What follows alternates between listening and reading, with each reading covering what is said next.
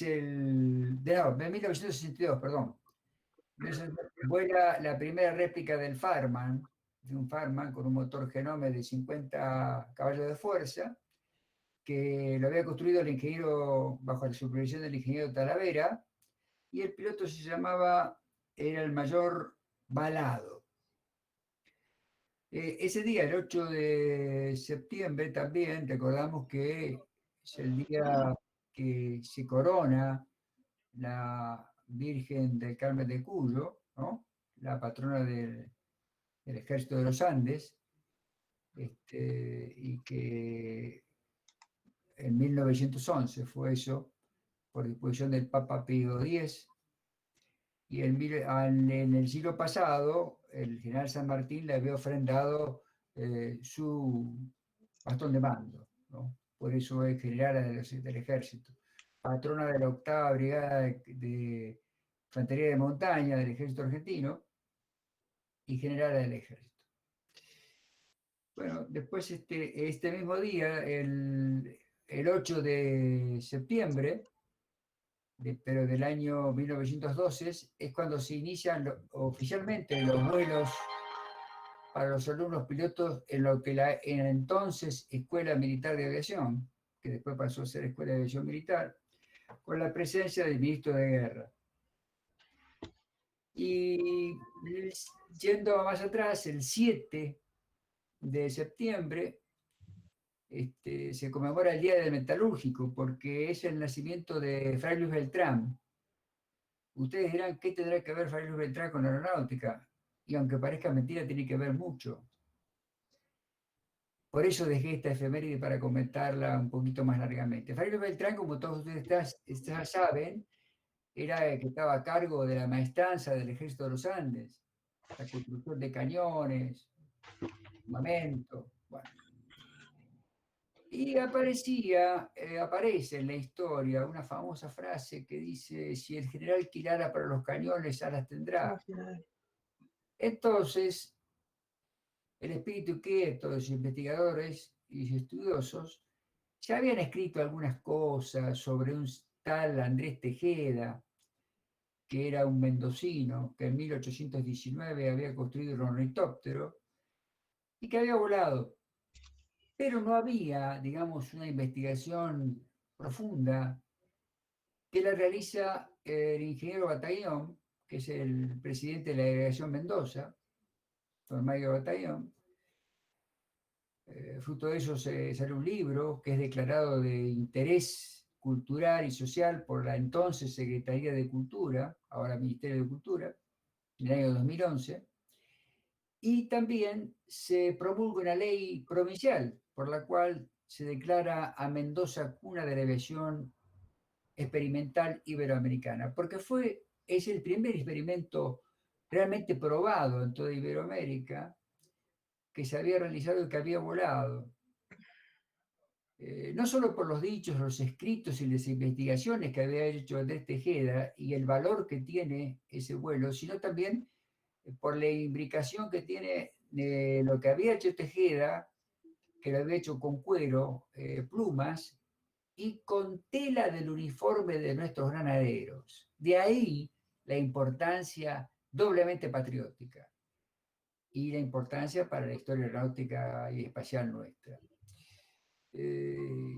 La probanza más firme de que el individuo voló es que presenta sus tibias, presentan la típica quebradura del esquiador. Cuando va esquiando y la fijación del esquí no salta, o antiguamente cuando los esquíes eran muy viejos, yo me acuerdo los años mozos, los esquíes eran muy viejos, eran con fijaciones muy firmes, siempre había quebraduras, ¿no? Y en velocidad para adelante, lo cual prueba que Andrés Tejeda fisiológicamente había volado, ¿no? Había volado una vez 30, otra vez 60 metros, otra vez casi 100 metros. Porque si hubiera caído, por lo que decía don Artemio recién, por la gravedad, los huesos se le habían salido por los hombros. Eso es lo que muestra el cadáver. O sea que esa es una prueba irrefutable que Andrés Tejeda voló en 1819 en Mendoza. Tal es así que estas investigaciones anteriores, ¿no? Ustedes se van a sorprender mucho con lo que les voy a decir ahora. Sobre Andrés Tejeda, cuando había estado destinado en Uspallata, ¿saben quién había investigado? El general Perón. El general Perón había investigado eso. Y tiene algunos manuscritos hechos. Y resulta ser que cuando está en la segunda presidencia, firma un decreto de expropiación de tierras para hacerle un monumento a Tejeda, que obviamente el monumento no está, nunca se hizo.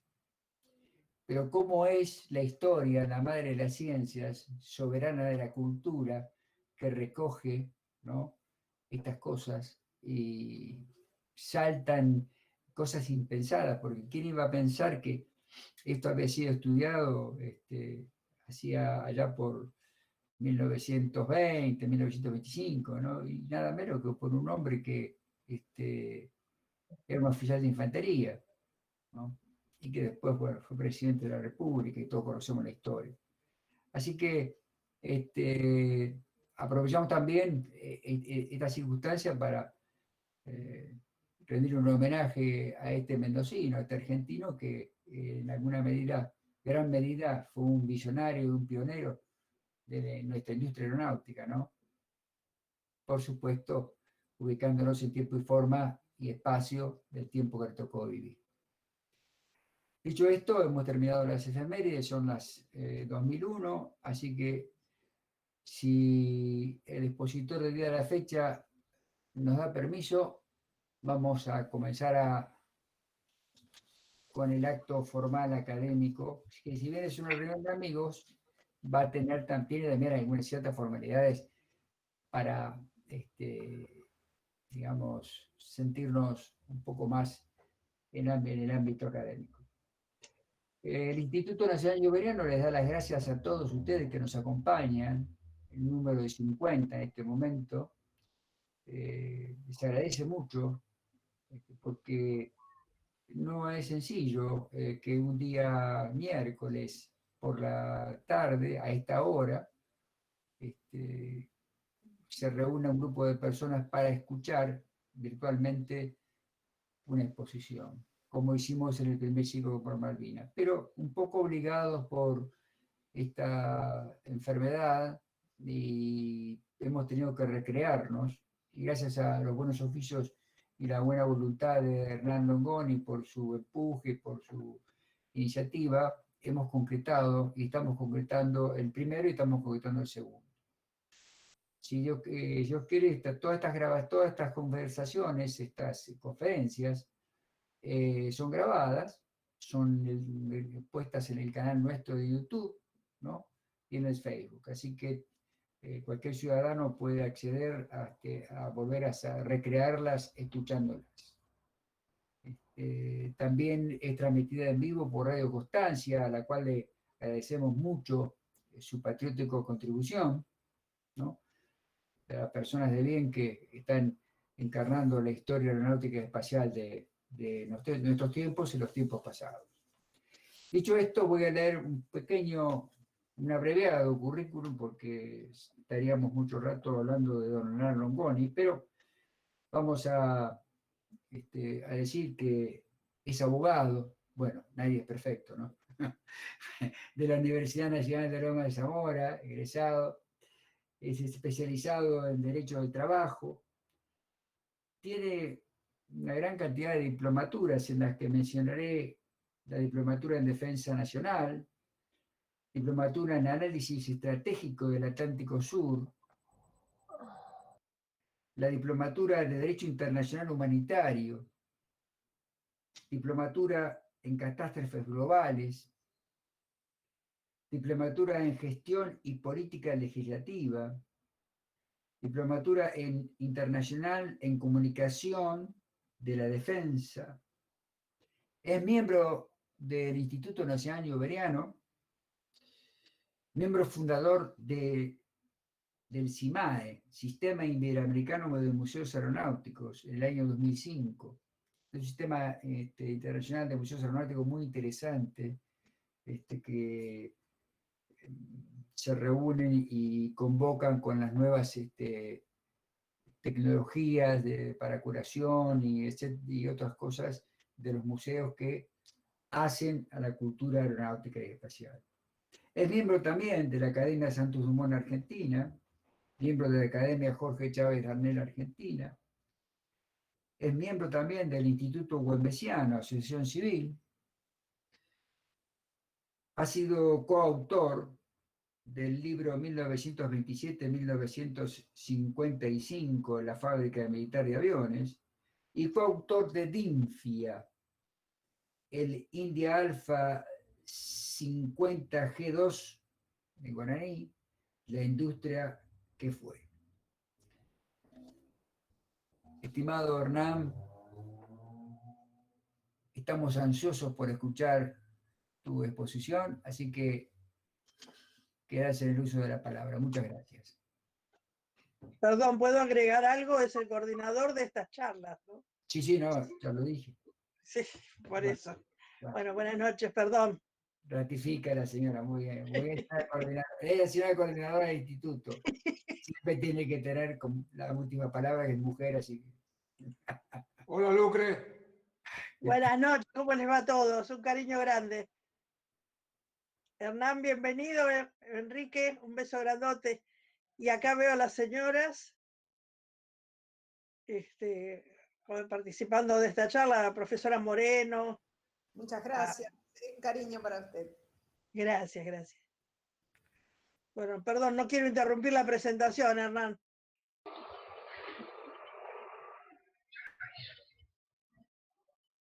A Norita Orquín también, mirá. Hola, ¿cómo estás, Lucrecia? ¿Cómo te va? ¿Cómo te va? Muy bien. Bueno, podemos comenzar, Nancy. Tenía el micrófono deshabilitado. Sí. Como diría Bart Simpson, piloto, ¿cómo se llama? Filósofo argentino contemporáneo o norteamericano contemporáneo, esta noche nada puede malir sal. Digo, salir mal. Bueno, me sumo a los agradecimientos y a la bienvenida de todos. Como decía Tincho en su presentación, es un gusto estar acá y también entendemos que es muy difícil reunir a esta hora una cantidad de gente como para poder hablar de estos temas, por lo cual, ya un poco acostumbrado y habiéndolo visto desde el otro lado del mostrador, por si me permiten la expresión coloquial, me toca hoy a mí exponer. En realidad acá se va a descubrir, tanto el director del instituto como Lucrecia, la veedora del ministerio, se va a descubrir la razón por la cual se generan estos encuentros, que es puramente para yo poder en algún momento meter algún bocadillo, ¿no? Y decir algo con alguna autoridad. Pero más allá de todo esto, para descontracturar la cuestión, y aprovechando que esta es una reunión de amigos, me permito alguna expresión de este tipo. Como decíamos en la charla previa, el arquitecto Juan Ignacio San Martín nos dejó la vara muy alta y no era para menos. Me honra con su amistad desde hace muchos años y sé de su enorme capacidad y facilidad para comunicar y sobre todo para crear un clima, que es una habilidad de la cual yo carezco absolutamente. Entonces yo soy más, digamos, lineal en ese sentido. Pero bueno, no nos demoremos. Voy a empezar a compartir con ustedes. Anoche, mientras estaba pensando en la exposición, me decía a mí mismo lo mismo que le debe pasar a todos los expositores por la mente, que es lo siguiente: ¿será suficiente esto que yo preparé para ocupar el tiempo? ¿O será lo suficientemente interesante? ¿O será lo suficientemente, digámoslo entre comillas, porque no es la idea, entretenido, como para atrapar la atención? Pero lo que más me preocupaba era la cuestión de la extensión en el tiempo. Les garantizo que cuando uno dice que esto va a ser breve, el 90% de los casos miente, pero esto sería una de las opciones que está dentro del otro 10% restante. Porque el nexo, o sea, esta charla que se iba a dar originalmente un poco más adelante, la idea de la charla era hacer un nexo entre las exposiciones previas y lo que se intentaba decir con respecto a esta cuestión del camino hacia el Pampa. ¿Por qué la bautizamos o la nombramos el camino hacia el Pampa? Porque extrañamente, en la enorme historia y larguísima historia de la fábrica militar de aviones, que no se puede resumir en un ciclo, existen algunos pocos modelos, algunas pocas aeronaves que han sido transversales a la historia de la misma. Algunos han quedado en la historia, otros no han pasado de la fase de prototipo, otros no han pasado de la fase de dibujo. Algunos que se produjeron en gran cantidad sufrieron. Vamos a tomar los dos lados de la biblioteca. Alguien dice que sufrieron embates y condenas políticas, y hay quien dice que cumplieron su función y su ciclo, y por lo tanto se desprogramaron como estaba previsto. En un principio yo era de la idea de la primera parte de la biblioteca. Después con el tiempo me fui suavizando en cuanto a esa opinión. Pero como decía, hay modelos que son transversales, hay aeronaves que son transversales a la historia. ¿Qué queremos decir con esto de que son transversales? Que soportaron bases, cambios políticos, climas e incluso transformaciones muy radicales dentro de la propia fábrica. Nosotros durante esta breve charla le vamos a decir Fábrica Militar de Aviones al Complejo Industrial de Córdoba, que tuvo durante su historia diferentes denominaciones. En algún momento vamos a mencionarla según la época, en su denominación para ese presente, pero en general nos vamos a referir como Fábrica Militar de Aviones en toda su historia. La Fábrica Militar de Aviones sufrió transformaciones, modificaciones, cambios, avances y retrocesos, signadas por el paso del tiempo y sobre todo por el signo de los tiempos que le tocó acompañarnos. Es una historia de 90 años que evidentemente en una industria estratégica, delicada, evidentemente no podía no ser afectada. Uno de esos modelos sobre los que vengo divagando es el IA-35 Huanquero, que soportó un cambio político en el país, después nos vamos a referir un poco más profundamente. El otro es, para mí, una de las grandes oportunidades que tuvo la fábrica, que fue el Guaraní, y ahí me declaro completamente parcial. Para mí el Guaraní es muy especial. Y el otro, curiosamente, es el Pampa. Por supuesto estamos dejando muchísimo afuera, Pero ¿qué queríamos hacer con esto del camino hacia el Pampa? Bueno, evidentemente el Pampa es una aeronave, o es un proyecto, es un proyecto industrial, así como en su momento en menor medida lo fue el Guaraní. Es un proyecto industrial que atravesó diferentes estadios de la fábrica, diferentes gobiernos, diferentes situaciones políticas y económicas del país, cosa que no se puede decir de algunos otros aparatos que también fueron muy exitosos en cuanto a la cantidad y al uso. Pero vamos un poco a una serie de fotos muy breves que quiero compartir con ustedes. Si puedo, porque hoy me permiten un segundito.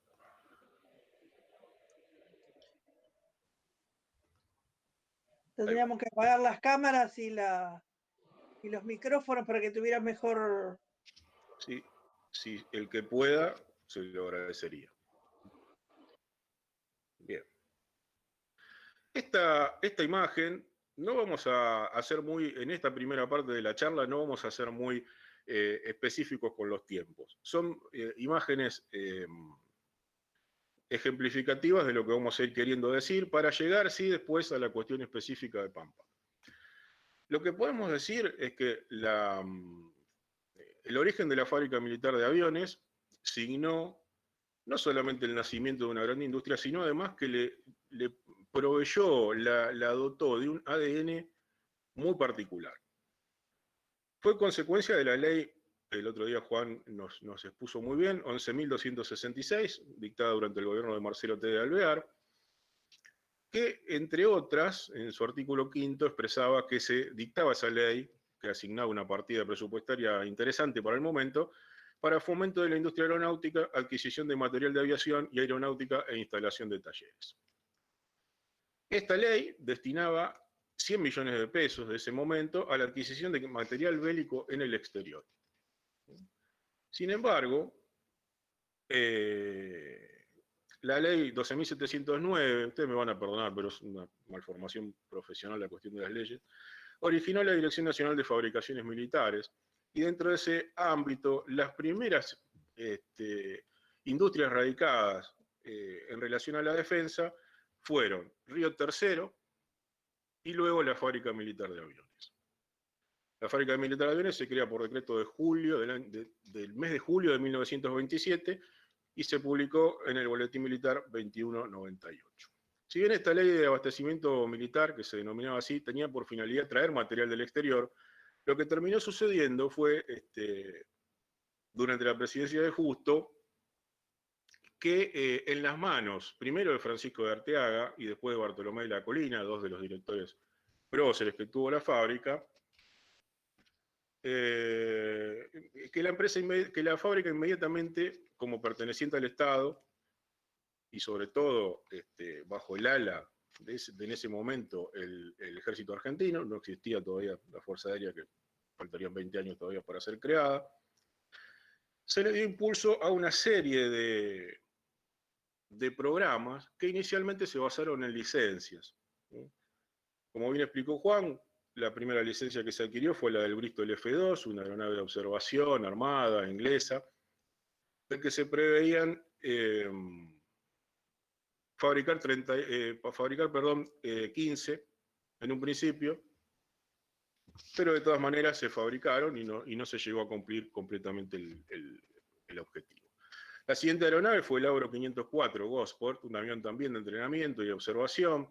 Estas dos aeronaves tienen la particularidad, junto al de Guatén D-21, que vino más adelante, y nuevamente prestemos atención al apellido de Guatén, tuvieron un interesante efecto, que fue la de iniciarse en la fabricación, capacitar personal, y sobre todo suplir, y esto es la parte más interesante, suplir deficiencias en cuanto a la licencia. O sea, la licencia no era completa de cada aeronave, el material que venía del exterior no fue suficiente, y así localmente se fueron completando ese material que faltaba para completar a las aeronaves. Sobre todo hay un trabajo muy interesante en el capotado del Avro 504. O sea, lo que queremos decir con esto es que la fábrica no se quedó en la simple fabricación de estas aeronaves que venían venían en conjunto, sino que empezó a desarrollar sus propias capacidades. Esto derivó, vamos a avanzar un poco más rápido, en el año 31, cuando se decide, ya en las memorias del año 30 se establece la posibilidad y se encarga, se decide el diseño y fabricación de aeronaves en forma local.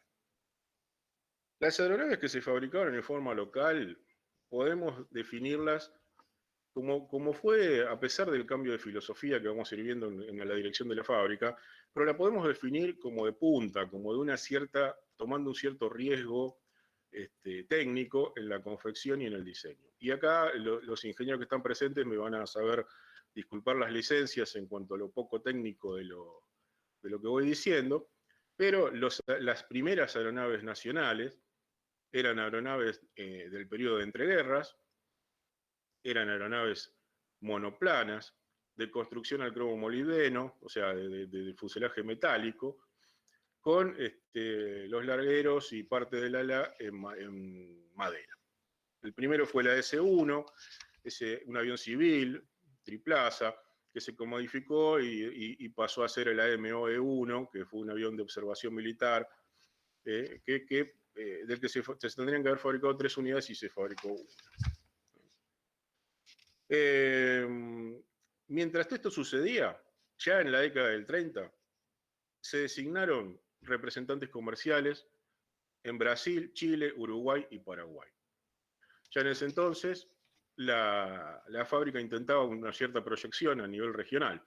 Algo muy interesante respecto a esto, que Juan lo comentó también, el arquitecto San Martín lo comentó, que es por qué se eligió Córdoba para implantar allí una fábrica, y las razones eran estratégicas, o sea, era el centro del país, las aeronaves de los estados vecinos no tenían suficiente alcance como para poder atacarla, y digamos que Córdoba era el centro del país, geográfico, el centro sur, porque digamos al sur el país era un espacio geopolítico vacío, pero lo que queremos decir es que se le daba una cierta protección a la fábrica con esa instalación allí.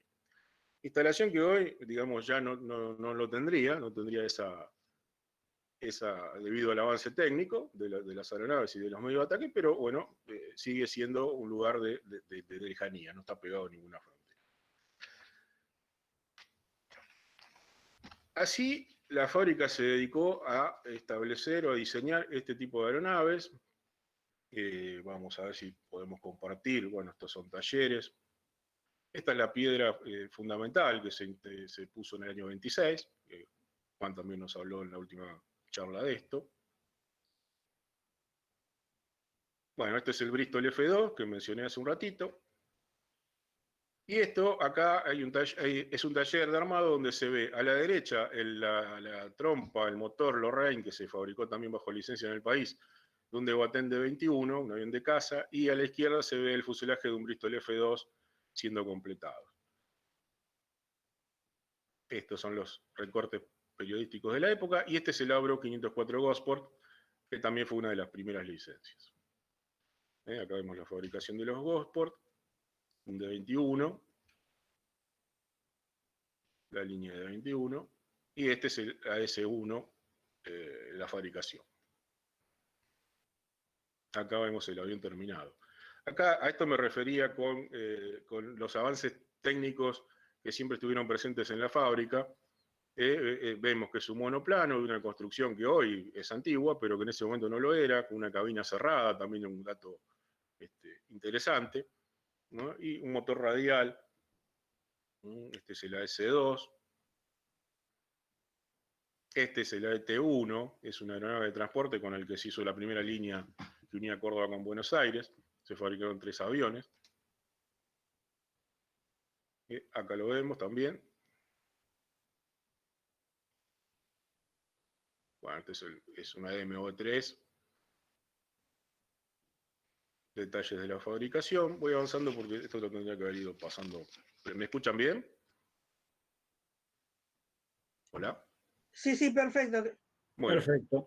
Bueno, este también es otra aeronave interesante, que es un bombardero, el AMB-2, que es un derivado del AMB-1. Digamos, se fabricó un solo aparato del AMB-1 y de este se fabricó una serie. Fue el primer bombardero de fabricación en serie en Sudamérica. Tenía una serie de avances interesantes. Digamos que era también de cabina cerrada, monoplano, con una capacidad de carga interesante, con una torreta para autodefensa. Este es un avión sanitario, basados todos más o menos en la misma línea de diseño, todos producidos en la fábrica de aviones. Como bien explicó Juan, acá tenemos un primer punto de inflexión en la historia de la fábrica, y con esto vamos a tratar de avanzar un poco más rápido hacia lo que nos interesa, que es el Pampa, que es que una serie de accidentes que dan cuenta las crónicas de la época, determinaron que el interés político se pusiera el foco sobre la fábrica. Esto terminó, para decirlo muy rápidamente, con lo que se conoció como la interpelación Noble. La interpelación Noble era un diputado, creo que de la provincia de Santa Fe, que, digamos, una comisión parlamentaria que investigó esos accidentes y llegó a la conclusión de que las aeronaves que se fabricaban en el país eran inseguras y por lo tanto debía volverse, y prestemos atención a este dato, debía volverse a la construcción de licencias. Y ahí surge la primera gran lucha como yo lo veo, por supuesto, esto representa solamente mi opinión personal, pero ahí eso para mí representa el síntoma de la primer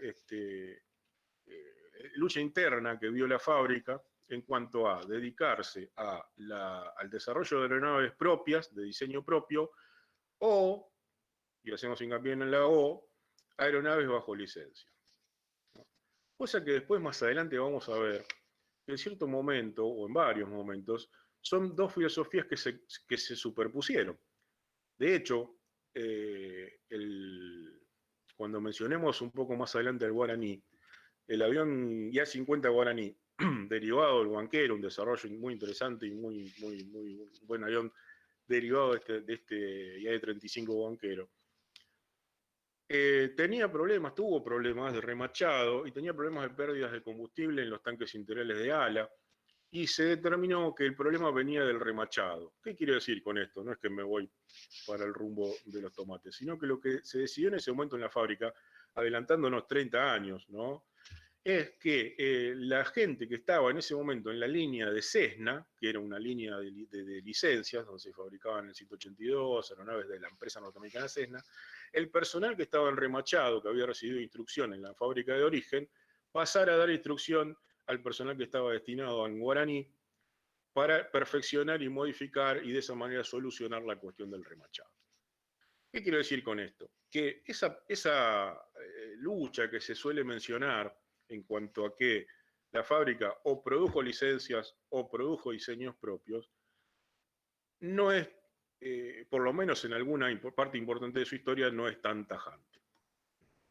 La realidad es que luego de esta interpelación noble, para mí, en lo personal, en lo que yo opino, y es mi opinión personal, representó un retroceso importante en cuanto al desarrollo de aeronaves propias.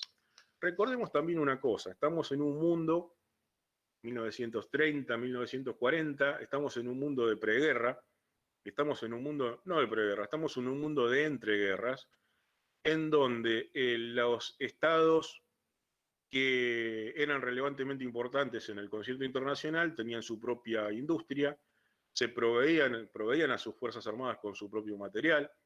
Esto después en la Segunda Guerra Mundial se alteró, digamos así. El caso emblemático es Estados Unidos e Inglaterra, o incluso Estados Unidos-Rusia, donde Estados Unidos proveyó, digamos que no oficialmente, algunos diseños, y otros sí se proveyeron directamente como ayuda militar. Pero estamos en un mundo de fronteras duras, estamos en un mundo de tratar de que cualquier Estado serio, digamos así, se proveyera de su propio material. De ahí que a veces hay que estar en el lugar y en el momento histórico y concertar un entorno, establecer convenciones respecto a en qué entorno nos movemos, para saber si las decisiones fueron acertadas o no, o si en ese momento fueron acertadas o no. Yo sigo sosteniendo que el sesgo, la visión binaria de licencias o producción local fue lo que en ese momento entorpeció el avance de la fábrica de aviones. Recordemos que se habían establecido delegaciones en países vecinos para poder ubicar o intentar ubicar material de fabricación propia. La realidad es que se volvió a licencias, se volvió a fabricar aeronaves bajo licencia. En ese periodo se fabricaron grandes cantidades de aeronaves, sobre todo de uno que se fabricó en gran cantidad y que fue diseño del ingeniero alemán Kurt Tank, o por lo menos fue el jefe del equipo de diseño, que era un biplano de entrenamiento metálico, o sea, de la estructura metálica, entelado. Era el Focke-Wulf 44J Stiglitz.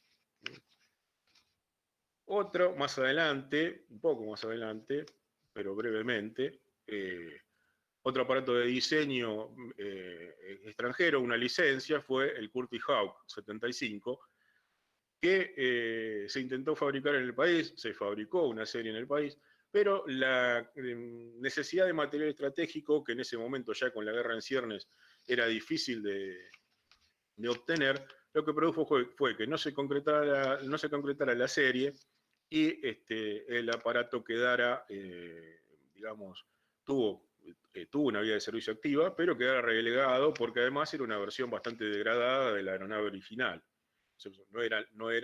Era de tren fijo, tenía poco armamento. Vamos a ver si tenemos alguna. Acá tenemos un Hawk 75. Díganme si lo ven bien porque lo puedo ampliar si quieren un poquito. Vamos a ampliarlo. Ahí está. Ahí lo vemos. Vamos a ver otra más. Bueno, hasta ahí.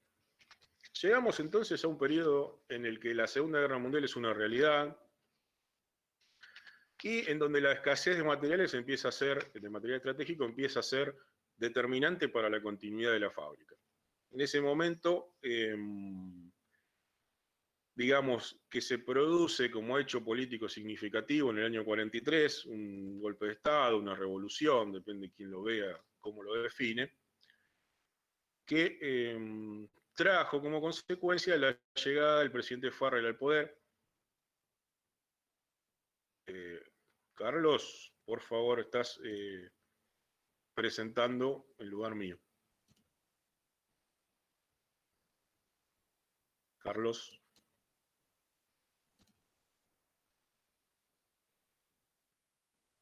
Bien, bueno, vamos a proyectar nuevamente las fotos.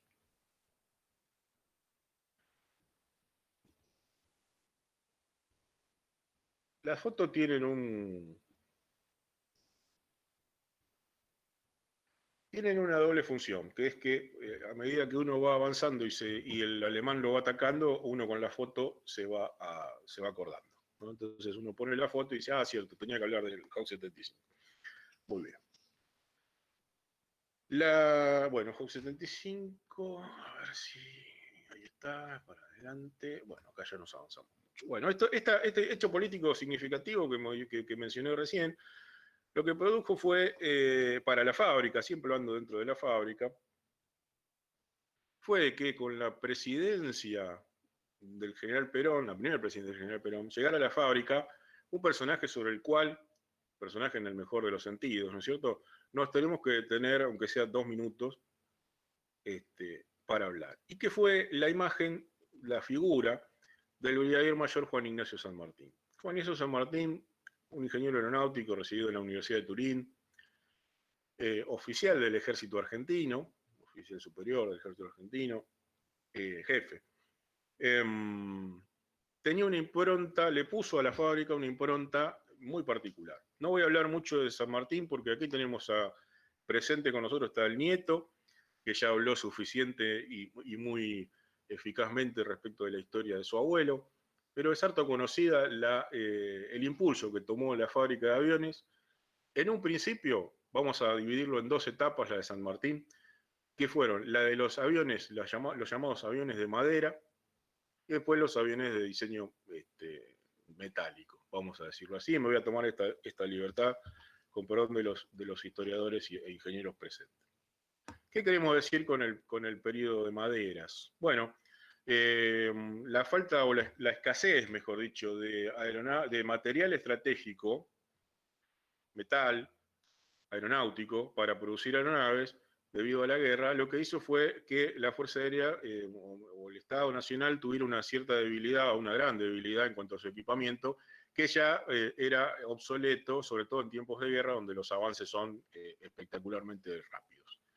Entonces, inmediatamente el ingeniero San Martín propuso, con un estudio que él ya había realizado, utilizar maderas locales para la realización de aeronaves, junto con un material de cola, de pegamento, de encolado, que produjo o tuvo éxito, y se produjeron 2 aeronaves que son emblemáticas del periodo. Uno es el que estamos viendo en pantalla, el IAE-24 Calquín, que se construyó enteramente en madera, y los motores, que originalmente se plantea, se dice, se suele mencionar que estaba proyectado para los motores Merlin ingleses, que nunca vinieron, difícil durante la guerra que hubieran venido, se proyectó o se pensó en dos periodos. El IAE-24, que es el que vemos, con motores radiales que fueron surplus o sea, excedentes de B-24 norteamericanos, y el IAE-28 que sí iba a tener en un diseño posterior el motor Merlin inglés.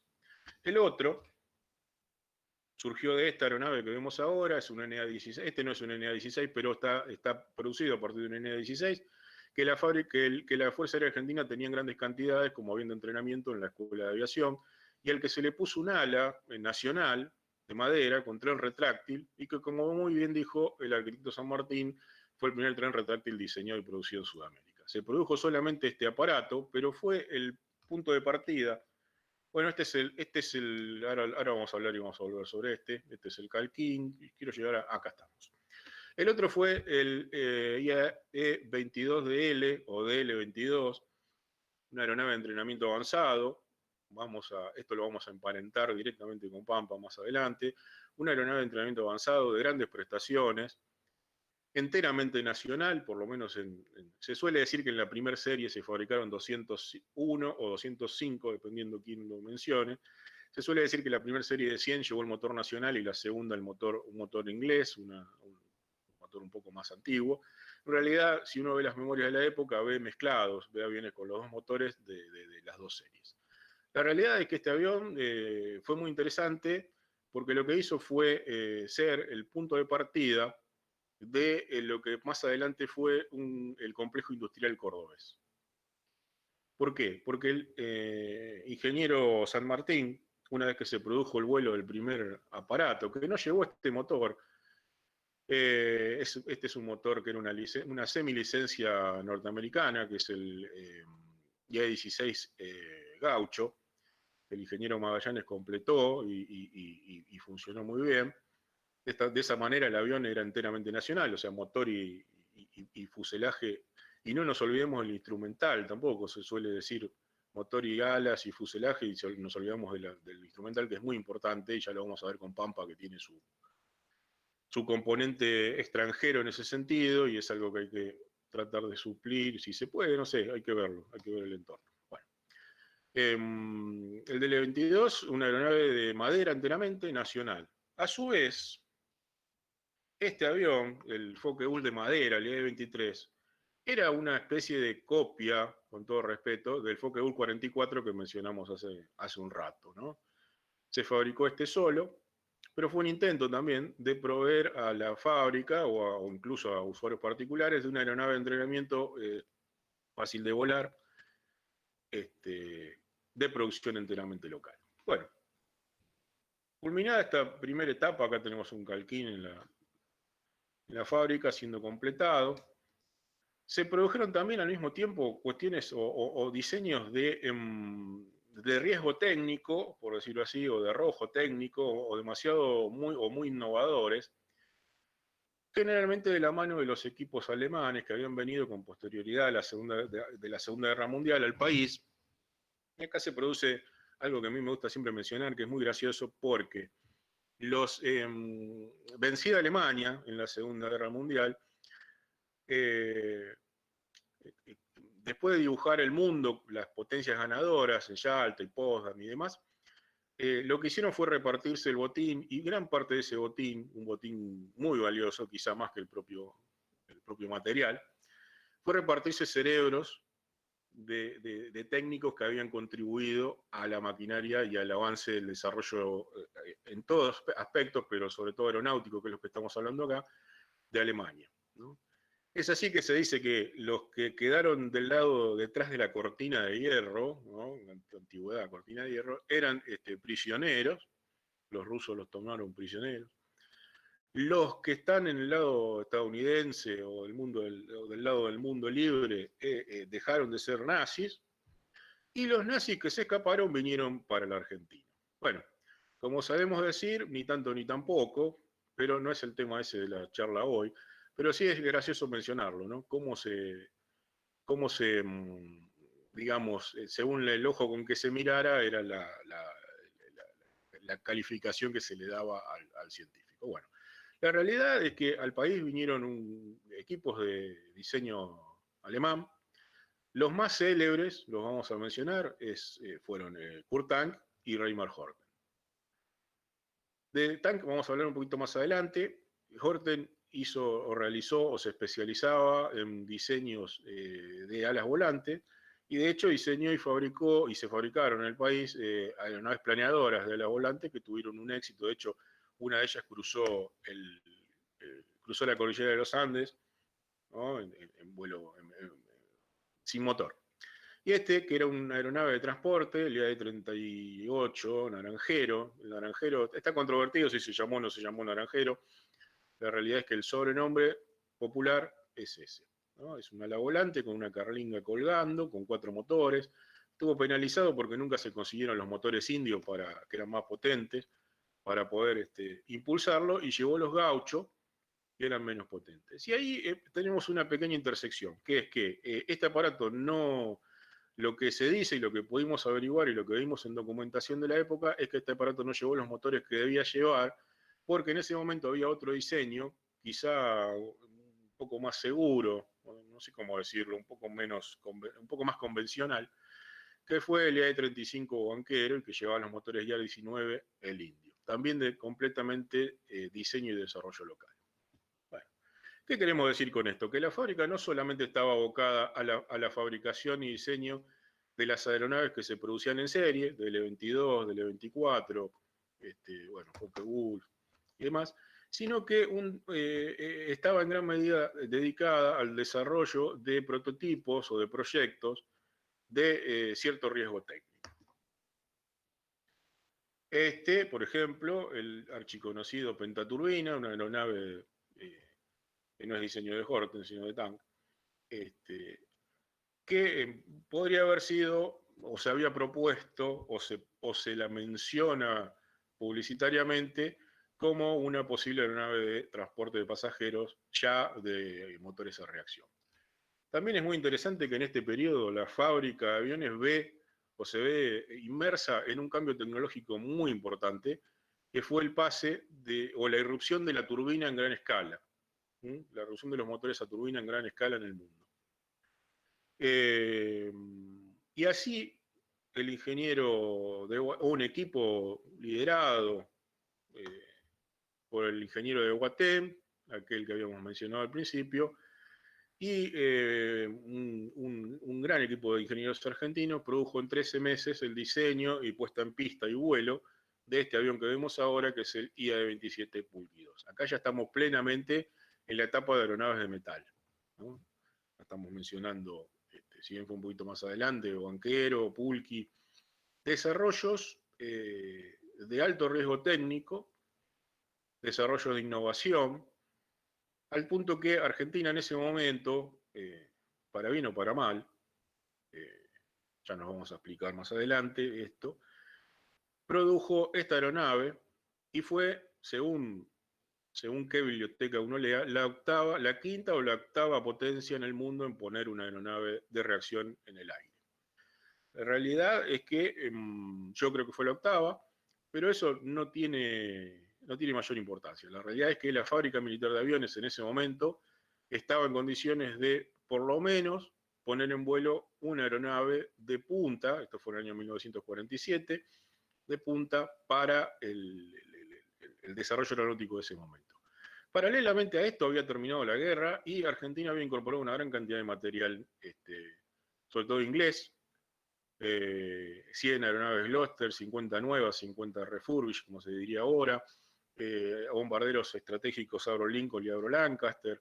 La Fuerza Aérea Argentina pasó en ese momento a ser, creo que sin duda, la Fuerza Aérea más poderosa de Sudamérica. Esto no quiere decir que ese incremento exponencial, y esto es de nuevo puramente una opinión propia, se haya reflejado en una eficiencia. Sin duda, a nivel regional, era de temer, pero se pasó muy aceleradamente de una etapa en la que había una obsolescencia marcada, previa, o sea, aviones Martin 139, bombarderos N8, o sea, aviones ya viejos en ese momento, vetustos, pero muchas aeronaves de entrenamiento en enormes cantidades. ¿Cómo será la cantidad que en la Escuela de Aviación Militar no alcanzaban los hangares para guardar los aviones de entrenamiento que se tenían en ese momento? Se llevaban algunos a Chamical para guardar allá.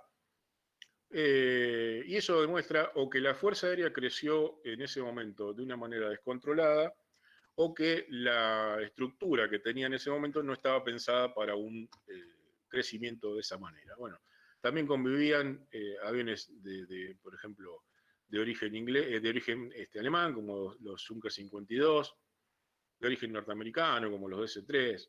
O sea, una serie de aeronaves que, digamos, reflejaban también el signo de ese tiempo. Acá vemos una parte del proceso de fabricación del prototipo de Pulqui 1, y esto representa también un gran avance y una gran madurez en cuanto a la fabricación nacional o propia. Paralelamente a esto, y en concordancia con el proyecto de L-22, y esto tiene mucho que ver con lo que queremos reflejar en la cuestión del Pampa, y le pido por favor que lo tengan presente, se generaron no menos de 107 industrias en Córdoba relacionadas al proyecto de L-22. O sea, el Brigadier San Martín lo que hizo, y se contó muy didácticamente acá, lo que hizo fue exponer ante productores o empresarios e industriales de Córdoba y preguntar, consultar, dicho así muy coloquialmente, acerca de qué podía producir cada uno en relación a los componentes de la aeronave, y de esa manera se produjo lo que hoy diríamos una suerte de sustitución de importaciones. Esto también, les pido por favor, lo tengamos en cuenta cuando hablemos más adelante de PAP. Bueno, ya para ir terminando, nuevamente la fábrica es, entre comillas, víctima de los embates políticos del momento. En ese momento, bueno, no vamos a dejar de mencionar la IAE-33 Pulqui 2, o como decían los noticieros de época, el Pulqui 2, del que se construyeron 5 prototipos y que obedecían a una concepción aeronáutica muy superior a lo que era el IAE 27 anterior, ¿no es cierto? De la mano, se suele decir que de la mano del ingeniero Tank, a mí me gusta pensar que fue un desarrollo o fue un diseño o fue un esfuerzo de ingeniería paralelo entre el equipo alemán y el equipo argentino. Se diseñó una aeronave, bueno, acá lo tenemos al ingeniero Horten con otro proyecto, el IAE-37. Ese es el prototipo de madera, el planeador remolcado de madera, alas en flecha, ¿no? Completamente en flecha, sin estabilizador, una aeronave bastante interesante. Eso da para otra charla. Bueno, y acá tenemos al IAE-33 Pulqui en su presentación. Como vemos, digamos que este diseño obedecía a un avance técnico que se iba produciendo día a día, y acá nuevamente le pido perdón a los ingenieros que están presentes, pero mucha gente lo emparenta con el F-86 norteamericano o con el MiG-15, y en realidad hay una aeronave mucho más parecida, creo que es el Yak-15, rusa, que es mucho más parecido a lo que es el avión. Acá voy a traer a colación a lo que me dijo un gran amigo que más adelante voy a mencionar, y vieron que cuando le dije que lo de breve era mentira, no les estaba mintiendo. Que fue mi gran amigo, el ingeniero Francisco San Martín, hijo del brigadier San Martín, cuando yo le pregunté acerca del IAE-24, Calquín, si era una copia del Mosquito inglés, y él me dijo lo siguiente, o el de él si era una copia del Texan, y él me dijo lo siguiente: los dos responden a requerimientos operativos similares. Los dos responden a requerimientos operativos similares y obedecen a una filosofía de diseño y construcción de la época. Esto también les pido que lo tengamos presente cuando hablemos en muy poquito más del Pampa. Paralelamente, acá tenemos al IAE-35 Huanquero, una aeronave de las que yo dije que me parecía a mí que era transversal a la historia de los vaivenes de la fábrica. ¿Por qué? Porque empezó en su diseño y construcción y puesta en servicio. Empezó durante el último gobierno del general Perón, y su salida de servicio atravesó lo que se llamó la Revolución Libertadora o el golpe de junio del 55 y se siguió operando. Se siguió operando porque el avión era bueno, se siguió operando porque no quedaba más remedio porque estaba en servicio, se siguió operando porque era antieconómico, digamos, producir otra aeronave o traer otra aeronave. Son temas siempre abiertos a debate. La realidad es que el aparato sobrevivió, como no había sucedido, por ejemplo, con el Calquín, sobrevivió a este cambio de tiempos políticos. No vamos a entrar en consideraciones respecto de ese cambio, pero la realidad es que el avión, que es de lo que estamos hablando, sobrevivió. Este aparato se conserva hoy en el Museo Nacional de Aeronáutica de Morón, solamente quedaron 4, el que está mejor es este. A este le siguió y miren qué belleza, les pido que los miren un segundo, el DINFIA IA-50 Guaraní, originalmente, digamos, un desarrollo del Huanquero, tenía hasta incluso la cola en doble deriva, como era el avión el Huanquero, que se cambió después por esta monoderiva, una aeronave que sirvió un montón de tiempo, turbohélice, que se certificó parcialmente CAR 4B en Francia, un avión que pudo haber marcado una cierta diferencia, que tenía una potencia muy interesante y que digamos, estaba penalizado por su diseño original, basado en el Huanquero, que al ser de sección cuadrada no se podía presurizar. De manera tal que la potencia que tenía en exceso, que le permitía operar en alturas mucho mayores, obligaba a usar oxígeno, de manera tal que en eso lo penalizaba. Aún así, el avión hizo verificaciones de radioayudas en pistas como en La Paz, por ejemplo, en Bolivia, o sea, a grandes alturas. Y permaneció en servicio hasta el año 2005, desde el inicio de su desarrollo y diseño, que fue en el año 62. Este aparato también me parece a mí que es uno de los que corta transversalmente la historia de la fábrica, porque, como decimos, se inició el proyecto en el 62, estuvo en servicio hasta el 2005, evidentemente pasó por diferencias filosóficas dentro de la fábrica y políticas afuera y adentro de la fábrica. De todas maneras, si me permiten a mí la libertad, y sobre todo habiendo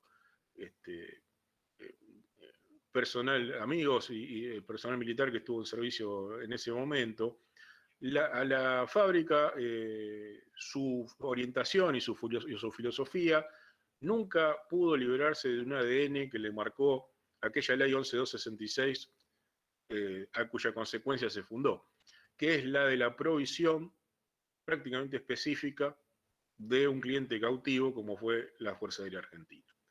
Hubo innumerables intentos de diversificación, pero, digamos, sacando IAME, que fue la industria de automóviles, que ya Juan lo mencionó con mucha precisión, no se logró. A este modelo, este avión, diseño de un equipo encabezado por el ingeniero Ruiz, le siguieron algunos prototipos interesantes o desarrollos o ideas interesantes que ya algún expositor después de mí lo va a decir, de manera que no vamos a entrar ahí, pero este avión tuvo, y siempre según mi opinión y habiendo tenido la documentación a la vista, tuvo la desgracia, entre comillas, de esto que digo, de este ADN tan particular y difícil de esta inercia difícil de romper, de ser la fábrica proveedora de la fábrica, de la Fuerza Aérea. De hecho, hubo intentos o pedidos del exterior que no se pudieron cumplir, o se rechazaron por falta de poder cumplirlo. Pero lo sucedió en el tiempo, prácticamente empezando en el año 69, no lo sucedió en su rol específico, lo sucedió dentro de la fábrica, una aeronave que sería a la postre la más exitosa en número de la etapa moderna, o la etapa premoderna, vamos a decir así, en homenaje al Pampa, de la fábrica de aviones, que fue el IA-58 Pucará. De hecho, cuando un representante brasileño pidió o inició tratativas para la compra de 15 planeadores, o sea, de 15 fuselajes para ser completados en Brasil, acá se respondió que no se iban no se iba a satisfacer esa demanda porque sería como transferir tecnología a un país vecino y que en ese momento era hipótesis de conflicto para nosotros. Entonces, esa fue la voz oficial, pero la documentación refiere a que en realidad no se estaba en condiciones de fabricar la cantidad de planeadores que hubieran sido necesarios para exportar, y que para hacerlo en todo caso hubiera que haber retirado los que ya estaban encargados en la segunda serie para la fuerza, ¿no? Para la fuerza y algunos clientes locales privados, y sobre todo muchas reparticiones oficiales. La realidad es que, y lo dice la memoria, no se hubiera podido cumplir con la producción de este avión, a duras penas se produjo los que habían que producir para los clientes locales, porque el esfuerzo industrial estaba orientado, estaba expectante por el diseño de este avión que yo refería hace un momento, que fue, fue, mejor dicho, el IA-58 Pucará.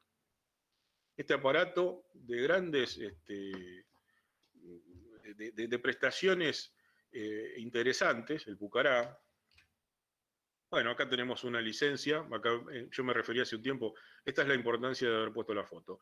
Yo me refería hace un tiempo de periodos en los que convivieron fabricación local y licencias, y este es uno, este es un B-45 Mentor, Bish B-45 Mentor, que está siendo probado en el potro de esfuerzo ahí en la fábrica, que se fabricó bajo licencia en el país, y que sirvió a la Escuela de Aviación Militar y a algunas otras unidades innumerable cantidad de tiempo, más de 40 años. Y esta es otra, una licencia francesa del Morane, MC760 París, de dotación de la Escuela de Aviación Militar y después de la Escuela de Caza. Se fabricaron bajo licencia 48 unidades, de las cuales las primeras fueron conjuntos y las otras se fabricaron. Esta aeronave y la que viene, bueno, estos son diseños, lo puse como ejemplo de los diseños paralelos que se iban intentando, la turbinización de justamente el Mentor, con una turbina, creo que hasta Súbera, después alguno me corregirá. Este es el Pucará. Esta aeronave, el diseño y el desarrollo se comenzó en el año 68-69, era una aeronave COIN, o sea, contrainsurgencia, lo que nos marca un poco también el signo de los tiempos, ¿no? O sea, una aeronave diseñada y producida con orientación a ataques básicamente de guerrilla o insurgencia, con una escasa, el objetivo me refiero, con una escasa capacidad antiaérea, pero de todas maneras con una capacidad de supervivencia muy interesante que se demostró después en Malvinas, sobre todo porque la sección frontal es tiene muy poca sección frontal, y además se producía algo que me dijo una vez hace muchos años, y me llamó la atención porque aparentaba con esto, un tripulante italiano durante la Primera Guerra Mundial, estamos hablando de hace muchos años, no me acuerdo de qué tipo de avión, que era entelado, y él nos contaba que volvían con el avión todo agujereado porque lo que pasaba era que los tiros pasaban la tela y no le pegaban a nada vital. Con el Pucará de Malvinas pasó algo bastante similar. Bueno, y por último llegamos sí al Pampa. Y con esto, breve, no tan breve, perdón, raconto de la cuestión de la fábrica, lo que intentamos decir es que digamos, la filosofía de construcción o de orientación del cliente de la fábrica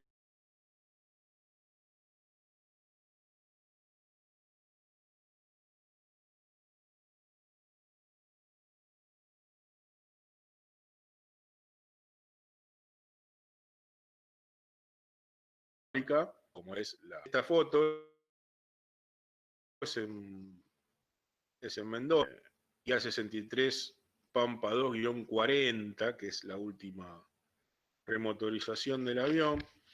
O sea, no es exactamente el periodo que vamos a hablar, ahora vamos a poner otras ilustraciones. Esta aeronave también para mí representa otra de las que cortan transversalmente la historia de la fábrica. Y con eso tenemos 3/4 modelos que han sabido digamos, permanecer en el tiempo, como no puede ser de otra manera, porque no estamos en un periodo en el que las aeronaves eran proyectadas para un tiempo de vida útil de 10 años, como puede haber sido el de L, ni de 20 ni de 30, estamos hablando de aeronaves para permanecer muchos años en servicio, y la filosofía de diseño y fabricación del Pampa está orientada a eso. Ya nos van a hablar más adelante algunos otros expositores específicamente en cuanto a eso, pero la realidad es que marca, a pesar de la diferencia, a pesar de los años, o a pesar de los modelos anteriores, vamos a decirlo así, este avión marca una diferencia, que es que perdón, está... Bueno.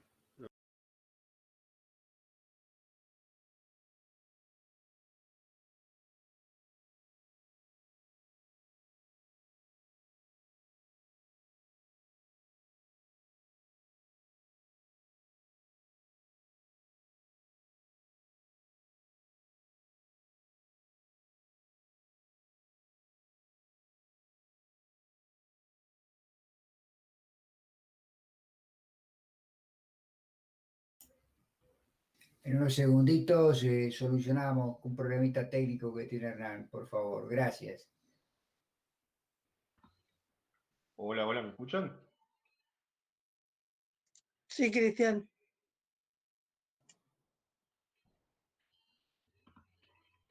Hola.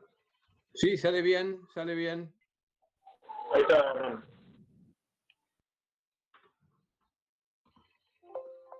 Hola, ¿me escuchan? Correcto, Hernán, correcto. Fuerte y claro. Bueno, tengo un problema técnico acá con una de las computadoras. Vamos a ver si podemos seguir con la otra.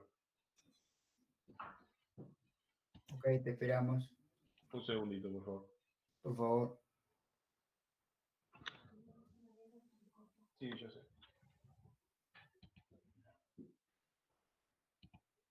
Bueno. A ver.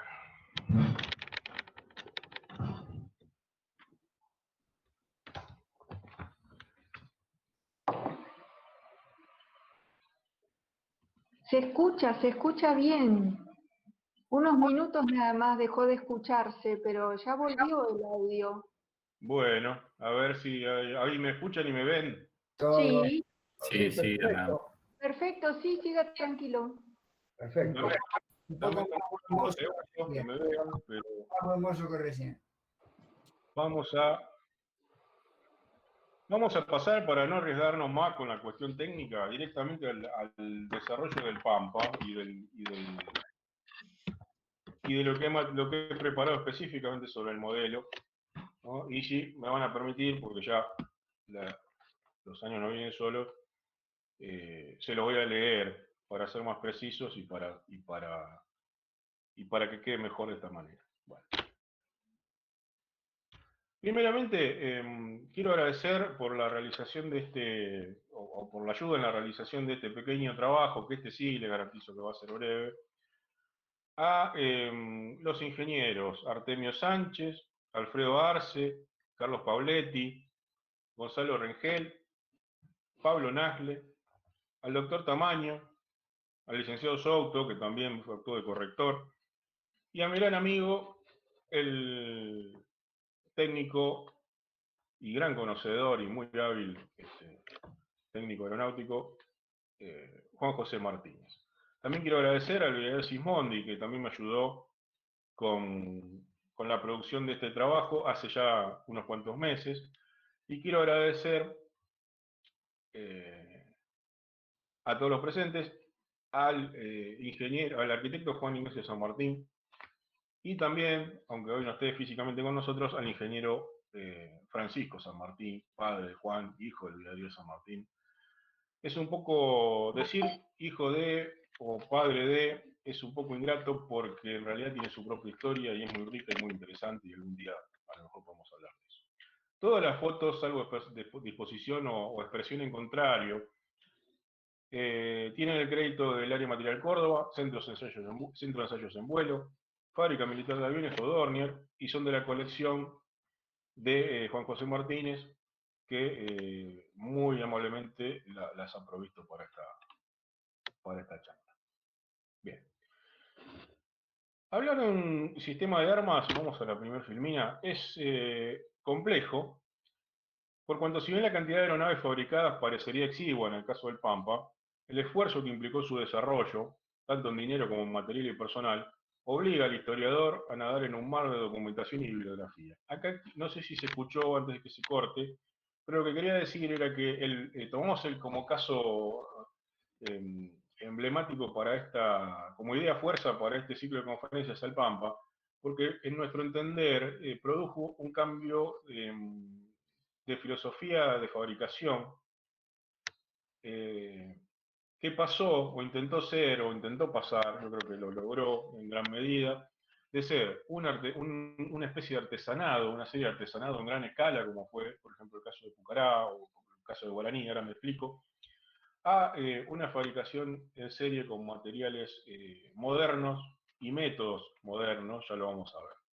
¿Qué quiero decir con esto? Un breve paréntesis. Cuando uno toma el que ha tenido la suerte y el privilegio de poder meter mano en una aeronave IA-58 Pucará o en un Guaraní, va a notar que si quiere poner, o incluso en el París, en el Morán 760 París, aunque en menor medida, va a notar que si uno quiere poner una pieza en una aeronave, muy posiblemente no le vaya, y le vaya solamente la aeronave a la cual se instaló esa pieza, ese componente, ese carenado en el avión en la línea. Esto con el Pampa, en muchísima menor medida, no sucede, ¿no? El Pampa pasó a intentar ser un proyecto industrial que trajera a la fábrica militar de aviones de la década del 60 y de construcciones, de método de construcción de la década del 60, a la década del 70, 80, sobre todo 80, 90. Hasta el día de hoy vemos que el avión se puede seguir actualizando. Seguimos. Para ello, o sea, para analizar la historia del avión, abordaremos el tema de manera segmentada, dividiendo su historia arbitrariamente en periodos que nos permitan desmenuzar de la manera más completa los acontecimientos que se relacionan con este muy importante proyecto industrial. Proyecto industrial es muy interesante el concepto, ¿no? No ser solamente un modelo, sino un proyecto industrial. Todo lo que vino con Pampa y lo que sigue viniendo. Un breve análisis de la situación previa. Habíamos dejado en Pucará, ¿no? Para finales de los años 70, el sistema de entrenamiento de la Aeronáutica Militar Argentina contaba con un material disímil para cada Fuerza Armada. Cada una de ellas, sigue pasando en cierta medida hoy día, mucho menos, cada una de ellas realizaba, cada una de las Fuerzas Armadas, su planeamiento y llevaba adelante su plan de adquisiciones a través de sus propios órganos y criterios. Sería materia de un análisis aparte y mucho más profundo de lo que nos permiten estas breves líneas establecer cuándo, en qué momento y por qué se produjo una suerte de cambio de paradigma, de todos modos no novedoso, en la cuestión del equipamiento militar nacional y la industrialización. En este sentido, hay un libro muy interesante que lo recomiendo del año 99 de Ruth Stanley, que habla acerca de la industrialización por migración alemana en Sudamérica, tomando el caso de Brasil y Argentina. Después lo vamos a dejar en la web para quien lo pida. La realidad, y simplificando mucho los efectos de llegar al nudo del presente trabajo, es que a fines de la década del 70, se produjo, por razones que nuevamente dejaremos de lado, una sinergia con la industria de defensa alemana, la cual, en mayor o menor medida, ya sea por cuestiones de costos, como fue el caso del programa Pampa, produjo transferencia de tecnología y de materiales y además consecuencias que se ven materialmente plasmadas hasta nuestros días. Ejemplificamos esto, por ejemplo, en la firma TAMSE de construcción de blindados, Boulogne, la construcción de submarinos tipo TR-1700 y el Pampa, entre ellos.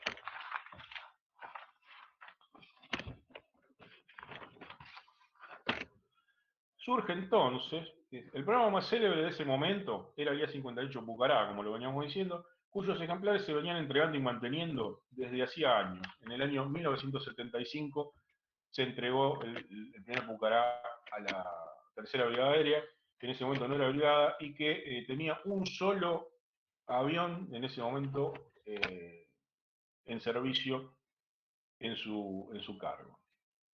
Surge entonces una filosofía de fabricación y de desarrollo orientada siempre a la provisión de la Fuerza Aérea Argentina.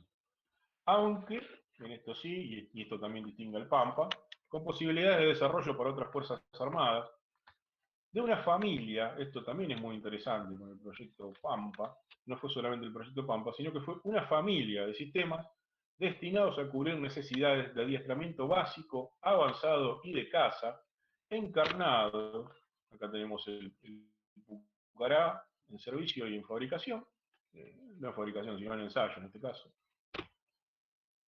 Y esta es la primera que tiene que ver con lo que estoy diciendo, que encarnado decía en el IA-63 Pampa, que lo vemos a la derecha, IA-73, aeronave o proyecto reflotado con otra forma, con la reestatización de la fábrica hace pocos años, IA-73, una aeronave en tándem de entrenamiento básico, orientada a sustituir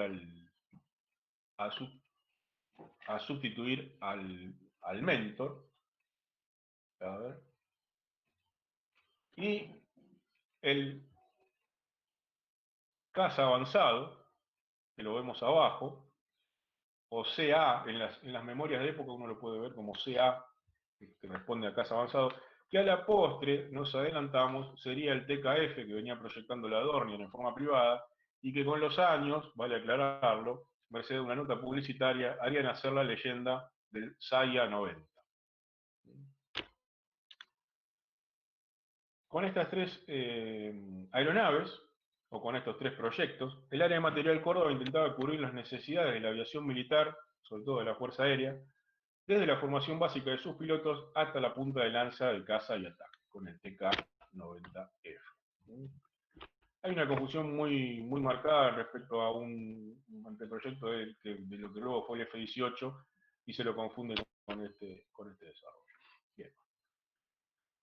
No está de más recordar el abandono de un programa de condiciones similares, o sea, un avión, no tan similares, pero un avión de ataque similares en cuanto a lo constructivo, que pretendió llevarse adelante en soledad a nivel local, y este fue el IA-60, un entrenador avanzado de ataque ligero, propuesto por un equipo con el ingeniero Ruiz a su cabeza en 1975.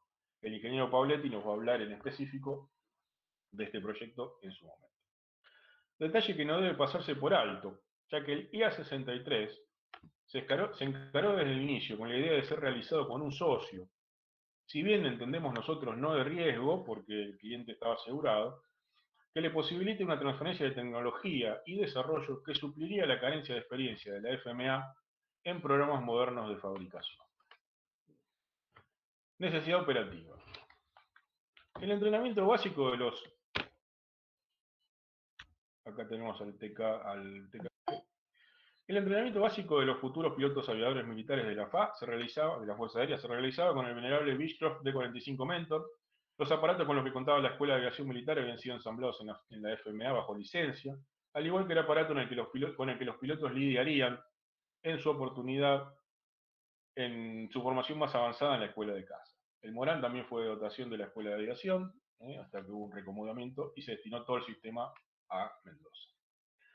No es que los Mentor hubieran de ser reemplazados en un futuro cercano, de hecho lo fueron muchos años después.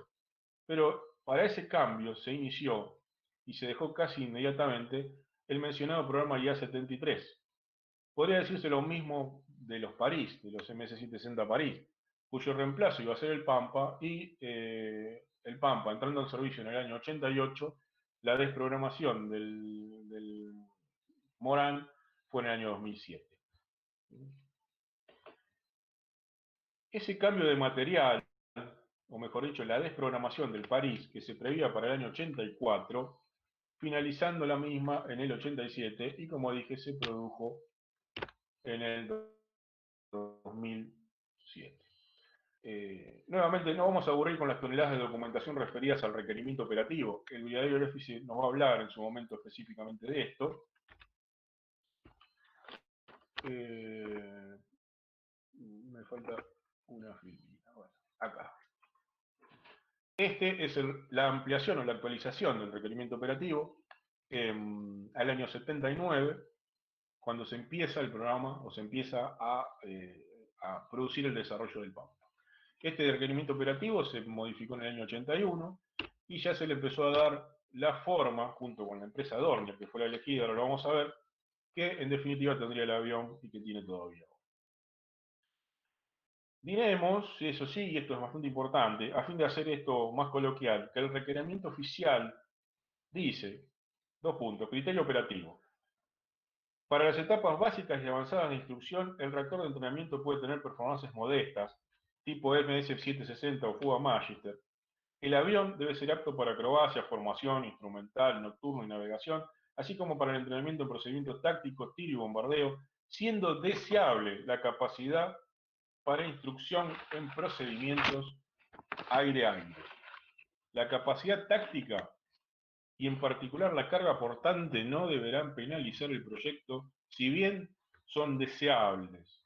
Esto sale del requerimiento operativo del año 79, del Comando de Material de la Fuerza Aérea, el folio 1, ya arranca diciendo que querían un avión de entrenamiento con una capacidad si no penalizaba el resto de ataque. Eso está en relación directa a la función que mucha gente pretende para el avión, como una aeronave de combate o como una aeronave de ataque, cosa que no estaba previsto en el requerimiento operativo. Un informe del Comando de Material de 1979 da cuenta por primera vez de la intención de llevar adelante el programa solo el A63, porque los otros abandonaron, con la firma Dornier GmbH. Y en reunión de prensa del 6 de octubre del 79, el jefe del área material Córdoba, en el marco de los festejos por el 50 aniversario, la memoria dice 50 aniversario, pero en realidad era el 52 aniversario, anuncia la realización de una alianza con la empresa alemana para la construcción del entrenador IA-63. Esta decisión, la de asociarse con Dornier, se terminó tomando puesto que ofreció a otras empresas el proyecto, la única que demostró interés fue esta. La situación de esa empresa, que debería ser objeto de análisis por parte de algún historiador más arrojado por separado, no era la ideal. Si bien en el campo aeronáutico tenía emprendimientos coparticipados que estaban llegando a su fin, como el Alpha-Jet, con coparticipados nos referimos a que tenía socios estratégicos de otras nacionalidades, ¿no? Acá tenemos ahora lo vamos a explicar, vamos a ver si pasamos a la... Bien. Acá es lo que hablábamos al principio con Artemio. Como si bien el campo aeronáutico, Dornier tenía emprendimientos coparticipados que llegaban a su fin, como el Alpha-Jet, ya estaban en los finales de su etapa de construcción, y otros de riesgo, como el Dornier 28 y el 328, se había diversificado y mantenía su actividad en 4 plantas principales. Friedrich Muniz, dedicada a la aviación, drones, misiles, sistemas de mando y control, etc., empleaba 4.463 personas. La división de mantenimiento y asistencia empleaba 1.551. Dornier System de Friedrichshafen ocupaba 1.566. Friedrichshafen y Munchen son las dos principales o más importantes para el diseño o el desarrollo del programa Pampa. Ya lo vamos a ver. Y tenía incluso una dependencia textil que empleaba 1.016 personas. Por su parte, tenía un departamento de ventas muy importante que empleaba a 1.011 personas en el año 79 cuando se plasman los primeros contratos o las primeras intenciones con el Estado Nacional para producir el Pampa. Iniciaba un programa también en ese momento que tendría mucha relevancia en el folclore nacional, que fue el folclore aeronáutico nacional, que fue el TKF que vimos hace un momento. Bien, acá no me quiero adelantar. Las primeras imágenes del avión, o las primeras líneas del avión, no, digamos, volvemos a esto del requerimiento operativo similar y de la filosofía de diseño, sobre todo, que mencionamos cuando mencioné al ingeniero San Martín, ¿no? Al ingeniero Francisco San Martín. Indudablemente el avión tiene un parentesco en su forma en lo que fue el Alpha-Jet. Pero el Alpha-Jet tiene diferencias, por ejemplo es una aeronave bimotora, es un avión de ataque, tiene diferentes versiones, de mayor capacidad, más pesado, con otra ala, pero sobre todo, más allá de su conformación física, de su aspecto, el Pampa tiene un diseño o una filosofía de diseño modular orientada principalmente al mantenimiento y a la facilidad de mantenimiento. las primeras imágenes de los prototipos o de las maquetas, mejor dicho, de madera realizadas en Alemania, tienen incluso la forma de la carlinga del Lafayette partida como si fuera un Mirage F1 con 2 cabinas, aunque la versión definitiva, como todos sabemos, tiene la que vemos abajo, que es la de la carlinga completa. Bien.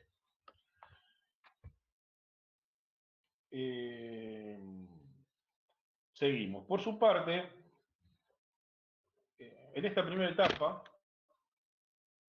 a ver, bueno, esta es la presentación de la maqueta de madera en el chalet de Le Bourget en el año 81. Esto es lo que estaba haciendo en ese momento, o básicamente lo que estaba haciendo en ese momento, muy rápidamente, Dornier, en la fabricación de aeronaves o en la asistencia de aeronaves militares y de aeronaves civiles acá, y las dos plantas principales relacionadas fuertemente con el programa Pampa. Vamos a dejar acá. La memoria correspondiente al año 79 del comando de material al folio 87 da cuenta de diversos programas en los que el área se encontraba inmersa. Por ejemplo, el cálculo de performance del IA-58B, la modificación de la cinemática de comando del IA-58A, el estudio de vida útil de los IA-50. La fábrica estaba ocupada también en algunas cosas de ingeniería. Dicho informe, el que mencioné arriba, tuvo el efecto de un preacuerdo, ¿sí? Porque se elaboró y se emitió a la Dornier para saber en qué andaba cada una, ¿sí? Y la firma alemana incluyó la participación de 166 técnicos en ese primer momento, ahora vamos a ver un cuadro, no lo vamos a referir todo, distribuidos en 4 centros en Alemania. 2 de ellos son los que vemos en la imagen. Acá si alguno se reconoce, es libre de levantar la mano y decir, ahí estoy yo. Se acordó también en ese momento de desmenuzar el programa inicialmente de 9 etapas, las cuales eran: junio del 79, estudio selectivo del motor; octubre del 79, estudio de configuración; marzo del 80, diseño preliminar; julio del 80, relevamiento del área militar Córdoba, que era la designación de la fábrica en ese momento, o del área donde se desarrolló el Pampa; abril del 81, el informe de definición; junio del 81, el análisis general del programa; y octubre del 81, el libro de normas, primera edición. Este gráfico que tenemos acá es muy interesante, tiene su origen en Alemania, lo elaboró Dornier, y muestra las etapas previstas para el avión. Iniciando en el año 79, todos estos periodos, esto que mencioné recién hasta el 81, y se suponía, o se pensaba que para el año 93, el número de Pampas producidos hasta ese momento iba a ser de 200, que era la suma inicial, el número inicial de aeronaves que se pensaba fabricar. Bien, sigamos. Estos son, no lo vamos a hablar, esto a la izquierda es lo que mencioné recién, a la derecha es la cantidad de personal en ese momento inicialmente involucrado en el programa, y estas fueron las primeras fotografías de esa primera maqueta de madera. Este es el fuselaje delantero, ¿no? con esa carlinga partida, y en el insert es una foto de los Alfayette de la patrulla francesa, el equipo acrobático francés que usa Alfayette, que la puse solamente para hacer una comparativa entre una aeronave y la otra. Permiso.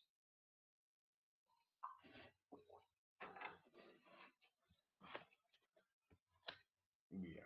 Entre finales del 83 y finales del 86 se debería completar el programa de ensayos en vuelo por parte del Centro de Ensayos, acá en Argentina, pero también en Alemania se llevaría a cabo esa tarea que a la postre, y debido a circunstancias que ya explicaremos, se realizaron con demoras.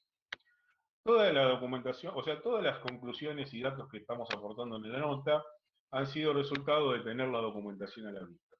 Pueden variar, por supuesto, en relación a experiencias personales, porque a veces pasa que en la documentación dice una cosa y no sería nada raro encontrarse que la realidad fue diferente.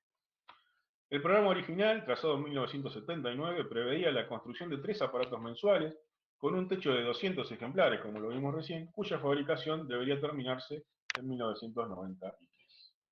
En el año 80 se trabajaron 53.390 horas hombre en el proyecto. Resulta muy interesante poner de relieve que de la memoria del área material Córdoba del año 81 se desprende, al folio 110, que se encontraban en ese momento terminados los estudios para la realización de una preserie, estamos hablando del año 81, constituida por 4 prototipos dinámicos y del primer avión de la primera serie. Se contaba, según reza el documento, con los medios necesarios para encarar ese paso. Así, al folio 94, el instrumento que venimos refiriéndose a la memoria del área material recuarto, les pido disculpas por la cantidad de datos, que se contaba con los medios necesarios para encarar ese paso. Cuando decimos medios necesarios nos referimos a la cuestión monetaria, ¿no? al financiamiento. Surge que el capital asignado, de esta memoria que referí recién, al programa a dicho ejercicio en pesos ley 1888, ascendía a 202.323.828, de los cuales se ejecutaron 201.644.996, casi la totalidad. Siendo el programa IA-58 Pucará, que en su momento compitió con el Guaraní y ahora competía con el Pampa, pero ya viejo, fue el Pucará el que más se llevó en ese entonces de la memoria en cuanto a capitalización de la fábrica o del área material, y se llevó casi 313 millones de pesos. Bien, para junio del 81 se había otorgado la primera partida de ese presupuesto que se entendía suficiente para cumplir las previsiones de ese año, que ascendía a 132 millones de pesos. No quiero aburrir con la suma, pero se suele pensar, cuando uno compara, supongamos, es muy común comparar a la fábrica de aviones con Embraer, que los aviones, los diseños y los desarrollos surgen de la nada, sin ningún esfuerzo presupuestario, cuando en realidad la industria aeronáutica es muy, muy cara, y por eso lo queremos resaltar. Bien, vamos a avanzar un poco más rápido. En noviembre del 81 se definieron los grupos de trabajo entre el área material Córdoba y Dornier, eso lo vimos en el gráfico anterior, y en dicho momento el jefe del área material Córdoba, que era el comodoro Engroba, alguien que hizo mucho por la fábrica, por el área material y sobre todo por el Pampa, y quien estaba al frente del proyecto por el lado argentino, que era el comodoro Sergio García. El comodoro Sergio García, que había sido piloto de pruebas y que había hecho los vuelos iniciales del Guaraní. Más tarde fue sustituido por el comodoro Benza, siendo el segundo el capitán Arellano, mientras que por el lado de la Dornier estaba el doctor Strater, que era el representante de la Dornier. Así se definieron los grupos en los cuales se empezaría a trabajar. Con ese organigrama se inició, entonces sí, el trabajo para encarar la producción de las primeras maquetas a escala, a fin de ser ensayadas, ¿no? Son estas que vemos acá, a ver, estas que vemos acá, fueron 6,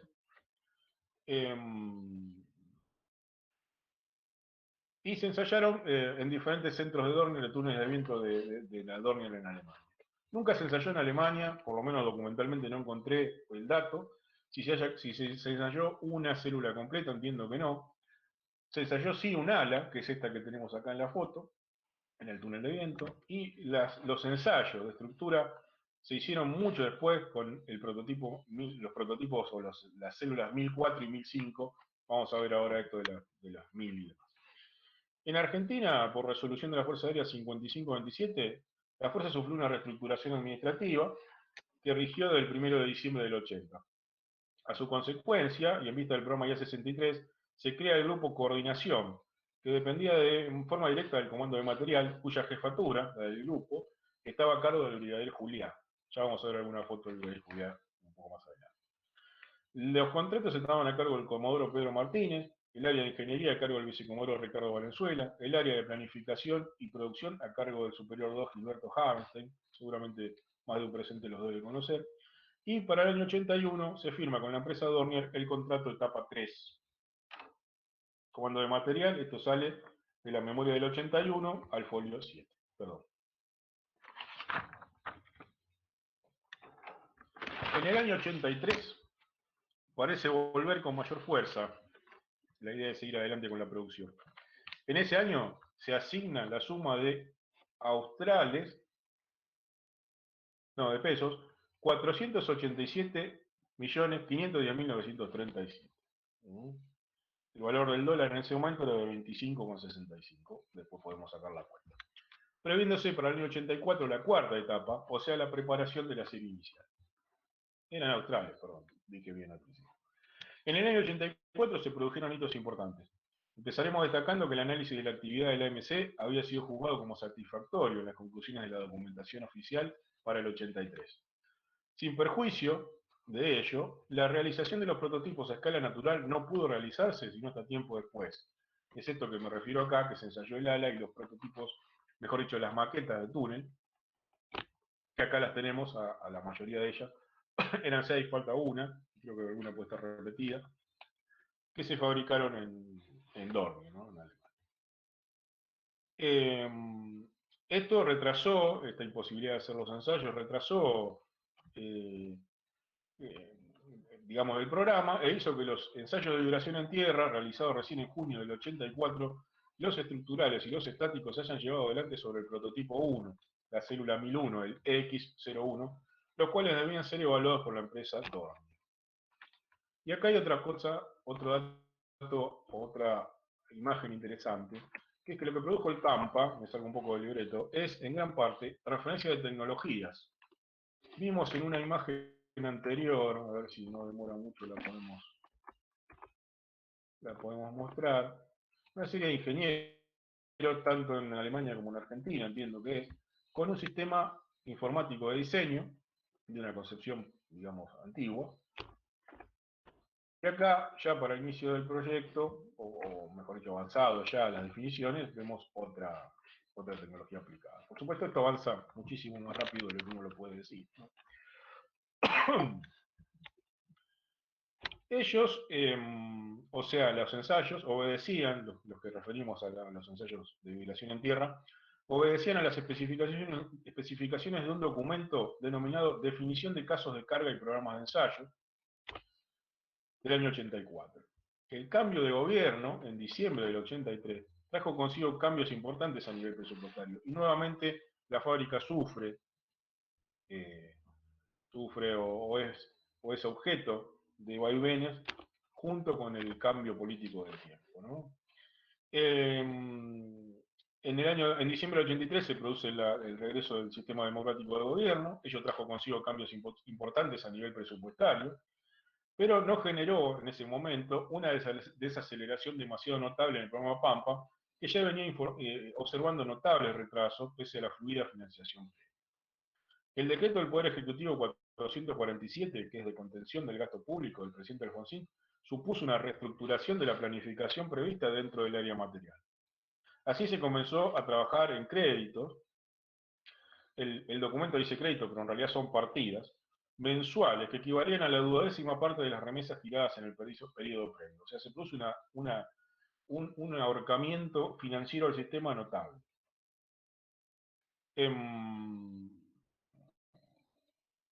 Esto se sustituyó o se intentó paliar con el sistema de remesas de partidas o refuerzo de partidas, que es un sistema que hasta el día de hoy se sigue utilizando.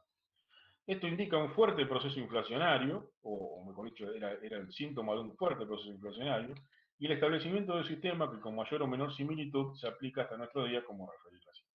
El crédito aprobado para el año 83, con afectación exclusiva al programa Pampa, que se encontraba en proceso de determinación de las células 1002 y 1003, la 1001 ya había sido terminada, estos son los 3 primeros prototipos, EX, o Entrenamiento Experimental 01, 02 y 03, fue de dólares estadounidenses 40.200.000, de los cuales se ejecutaron en el año 84 la cantidad de dólares 23.400.000. O sea, se subejecutó casi la mitad.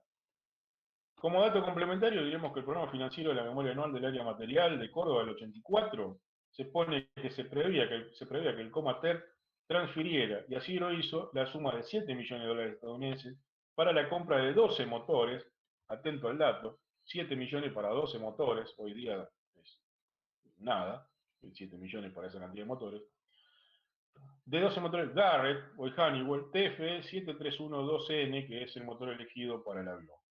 En tanto, los montos girados al exterior, por ejemplo, un ítem que dice Área Europa, fueron de 17.500.000 de la misma moneda. Bueno, así estaba financieramente el proyecto y la fábrica, y nacen de esta manera los prototipos.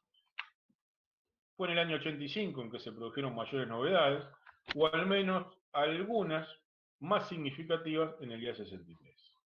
Acá podemos ver diferentes instantáneas del proceso de armado del avión, no necesariamente del prototipo, de los prototipos, ahora vamos a ver de los prototipos. En efecto, antes de entrar en la cuestión presupuestaria, cabe decir que las relaciones bilaterales con el Reino Unido eran nulas debido a la guerra del 82, motivo por el cual la proyección y diseño de parte de su equipamiento, del Pampa, debió ser sometido a un rediseño. Ello, sumado a las cuestiones monetarias, conspiraron para generar un retraso de toda la planificación, retrasando, como es sabido, el primer vuelo del primer prototipo, previsto para el año 1983 a octubre del 84. Estamos hoy en la sala con uno de los pilotos que hizo ese primer vuelo.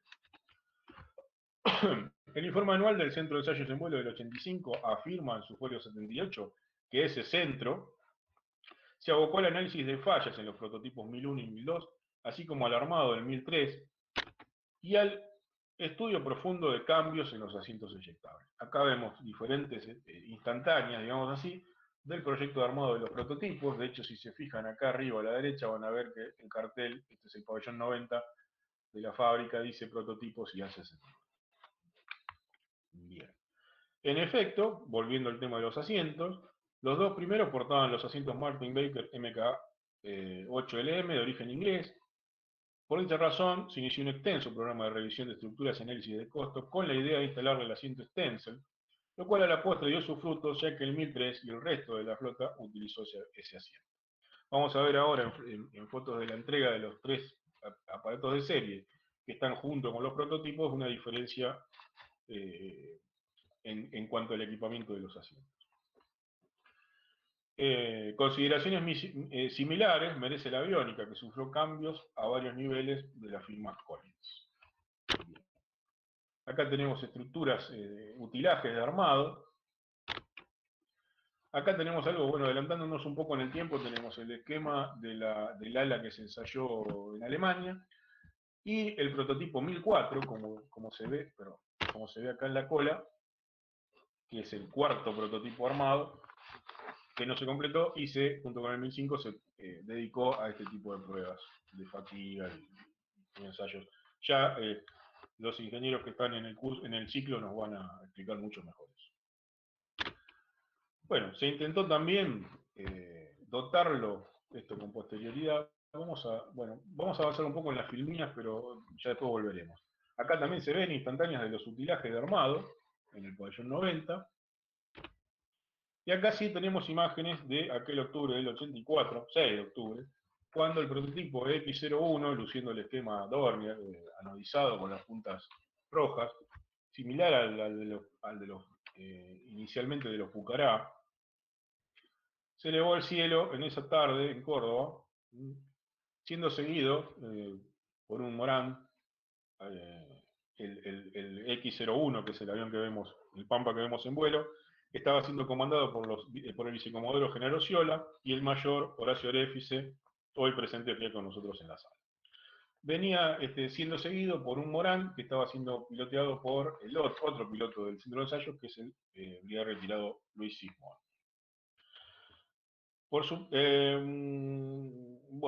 Esto se produjo el 6 de octubre del 84.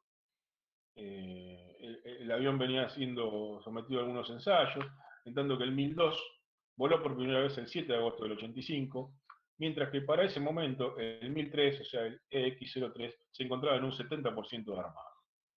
Por su parte, el armado de las células, acá vemos también algunas fotos de ese vuelo, del primer prototipo. El armado de las células para ensayo en Potro, que estaba planificada para ser ejecutado el 1 de abril del 85, se concretó recién el 15 de noviembre, momento en el que se pudo hacer ensayos sobre rotura, siguiendo por supuesto un cronograma. Esto lo vimos, bueno, esta es la vuelta de ese primer vuelo, ¿no?, en la plataforma de la escuela.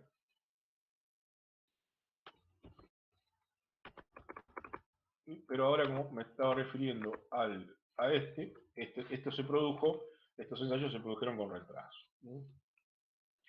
Bien. También se pensó dotar al avión de una capacidad de tiro, y para eso se diseñó o se intentó implementar un sistema integrado de navegación y tiro. Y desde ese primer momento la fábrica intentó dotar al avión de una capacidad de ataque a tierra ligera, para lo cual se implementó este sistema que a la postre no funcionó, porque producía, como vemos acá, interferencias durante la eyección. De hecho, el Pampa cuando salió al servicio no tenía mira. Había un sistema nacional llamado Sarita, pero no quiero decir quién, no está presente en la sala, pero un amigo que fue también piloto del programa de ensayos me dijo, el Sarita no le pegaba nada. No sé si será así o no, pero la realidad es que no se implementó. Bien.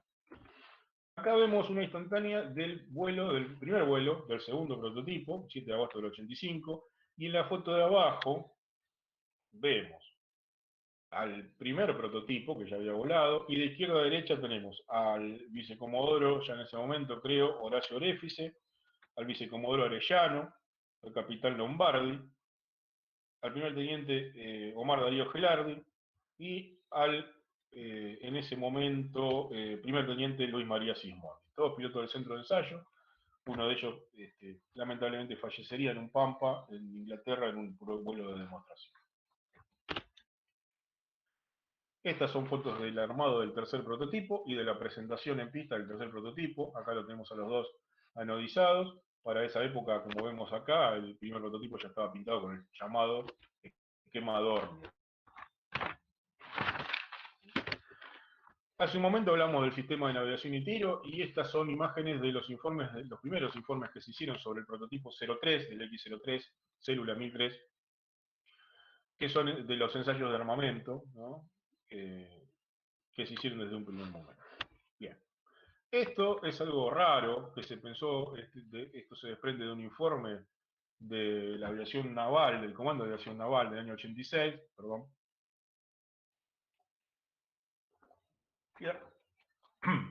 Que da cuenta de los intentos, o por lo menos de los inicios de proyección, de una versión navalizada del Pampa, donde vemos diferentes posiciones del gancho de cola, y en la foto de abajo a la izquierda la ubicación de los estrobos para el lanzamiento de catapulta.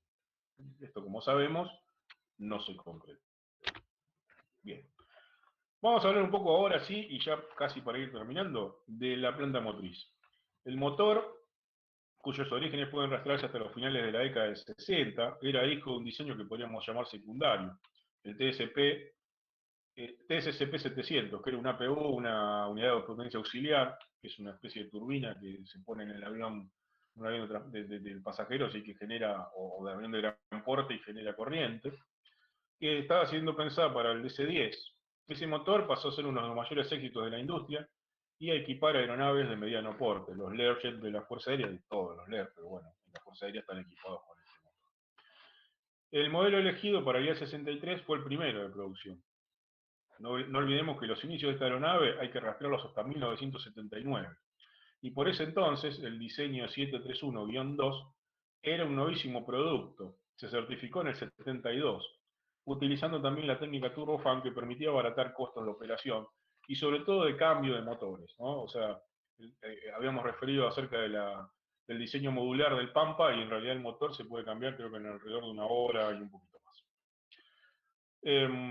Los estudios del motor, en 1982, perdón, antes de que se produzca el primer vuelo, el propulsor continuaba siendo válido, o sea, el guión 2, y la cantidad de rotables, insumos y oferentes de mantenimiento no peligraba, o sea, toda la línea logística de mantenimiento del avión gozaba de una salud excelente, del motor gozaba de una salud excelente porque era un motor nuevo. Sin perjuicio de lo cual, y este es un dato que no se concretó, pero muy interesante, en el año 85 inicia la AMC un estudio para su reemplazo del motor 731-2 por el 731-5 que se había homologado en 1982. Esto no se concretó y estos estudios se realizaron sobre el motor número de serie 1042 a cargo de la ADOR. Como sabemos, esto no se realizó. El Pampa sigue llevando el motor 731-2 2N, hasta que en tiempos no muy lejanos se necesitó reemplazar. La elección, adelantándonos en el tiempo y saliendo de la temática contenida en el presente, recaería sobre el 731-40, dando así vida a la tercera generación del avión. El primero sería en 2007 con la serie 2, llamado IA-63 serie 2-40. Bien. En el año 85 se produjeron importantes avances en relación a la fábrica, pudiendo afirmarse que el objetivo de modernizarla con tecnologías constructivas modernas, planteando en los inicios del programa Pampa, empezaba a concretarse. En efecto, se incorporó el autocable Scholz, la máquina termoconformadora LIC, la cámara de sopleteo de pintura SADE. Por su parte, en el ámbito administrativo se incorporó un sistema informático de gestión de materiales, todas importantes adquisiciones que no se veían desde hacía tiempo en la fábrica y que se verían recién nuevamente en la década de los 2000.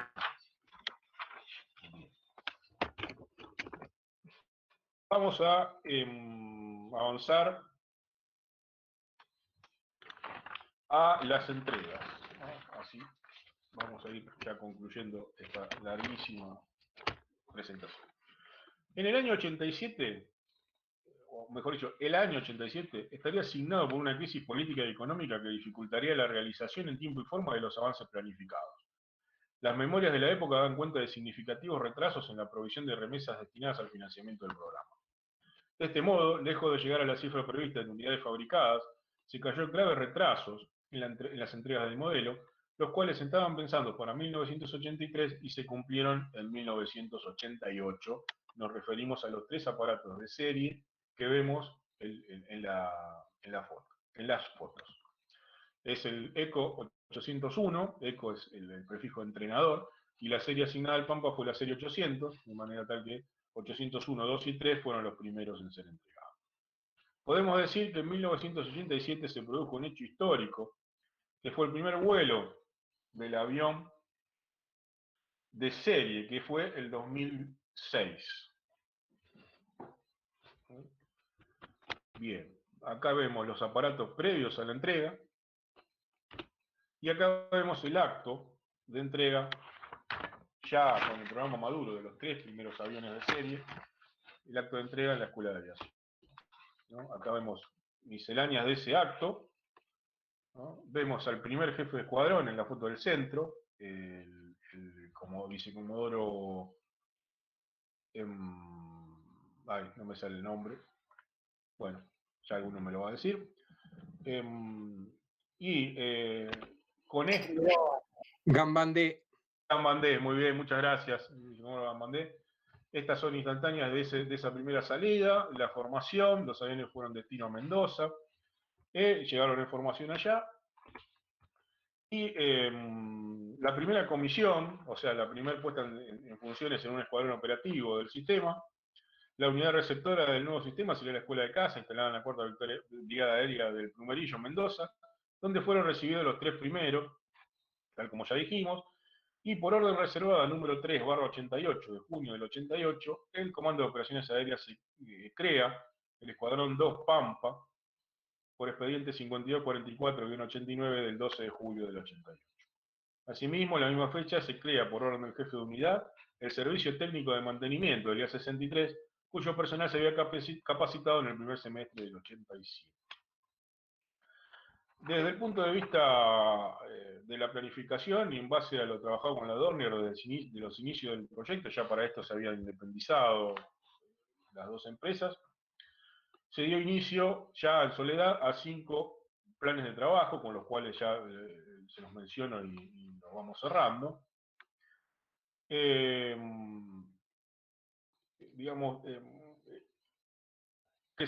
Lo que preveía la entrega de 18 aeronaves para el año 89, y que habían sido solicitadas por el Comando de Operaciones Aéreas por el plan de PSIS 010 del año 88, perdón, y se preveía. Estas entregas, comienza de este modo la rica historia del sistema Pampa en la Fuerza Aérea, pero estas entregas se verían demoradas, como sabemos, por nuevos y diferentes vaivenes y desafíos del país que afectaron a la fábrica y, por supuesto, al sistema.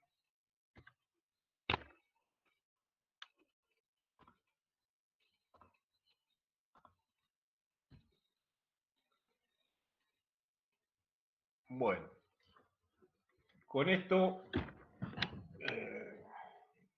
pidiendo las disculpas por lo extenso que se hizo al final, no pensé que iba a ser tan largo.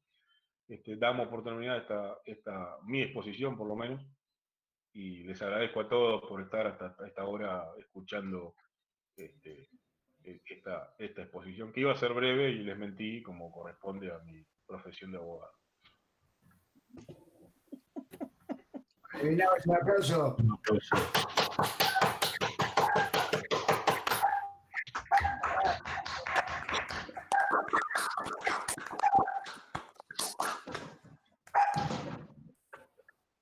Muy bueno, Hernán, muy bueno, Hernán. Bueno, muchas gracias. Al principio tenía pensado decir que, como tenía pensado hablar poco, que lo bueno si breve 2 veces bueno, y que esto iba a ser solamente bueno una vez por lo breve, y al final no fue ni bueno ni breve, pero bueno. Fue como tú. Tuvimos un problema técnico al principio, yo no sé cuánto tiempo se habrá cortado, pero bueno, como es la primera vez que expongo y hablo, creo que no pasó mucho tiempo porque recibí mensajes en el celular y Segundos fueron, segundos. muy bien. Nada. Bueno, no sé, dentro de lo Hola, que Gra. alguien está con ganas de hacer alguna pregunta, y si la puedo contestar, la responderé. Y si no, muchísimas gracias a todos de vuelta. Y un orgullo poder haber expuesto para ustedes. Y un agradecimiento para el Instituto Nacional Newberiano que nos da esta posibilidad.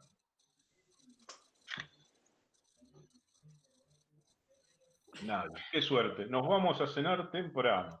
Bueno, pero antes de cenar, Hernán, vamos a hacer el cierre, agradeciendo a todos los que estuvieron en la sala, mencionando especialmente 2 presencias. Carlos Ay de Chile, que estaba haciendo Noda de Santiago, y Gustavo Neco desde la República Oriental del Uruguay, de Montevideo, ¿no? Por supuesto, los menciono porque ya somos internacionales en este tipo de conferencias, lo cual es un motivo de sano regocijo. Gracias a todos los que han estado con nosotros, algunos ya se han ido, pero bueno, no importa que haya sido más largo, Hernán, el tema, porque a veces es tan breve que no se dice nada. Lo muy lacónico es demasiado corto y uno se queda con las ganas de saber muchas cosas que yo creo que acá hemos sabido bastante. A veces dicen que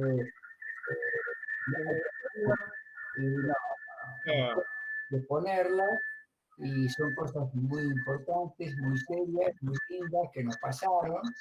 Ojalá nos hubieran sido pasando, ¿no?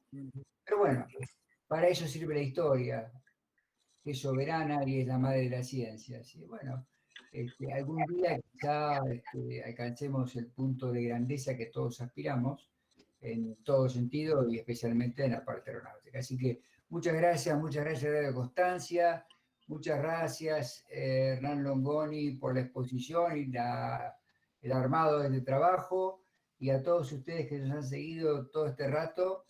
Los esperamos, Dios mediante, para la próxima, en esta charla de amigos, de mate, de café, de té, o lo que sea, pero con afecto y haciendo algo por la patria, que siempre lo merece. Muchas gracias. Gracias. Gracias. Gracias y A ver de qué. buen fin de Gracias, semana. Pablo. Gracias. Mucho.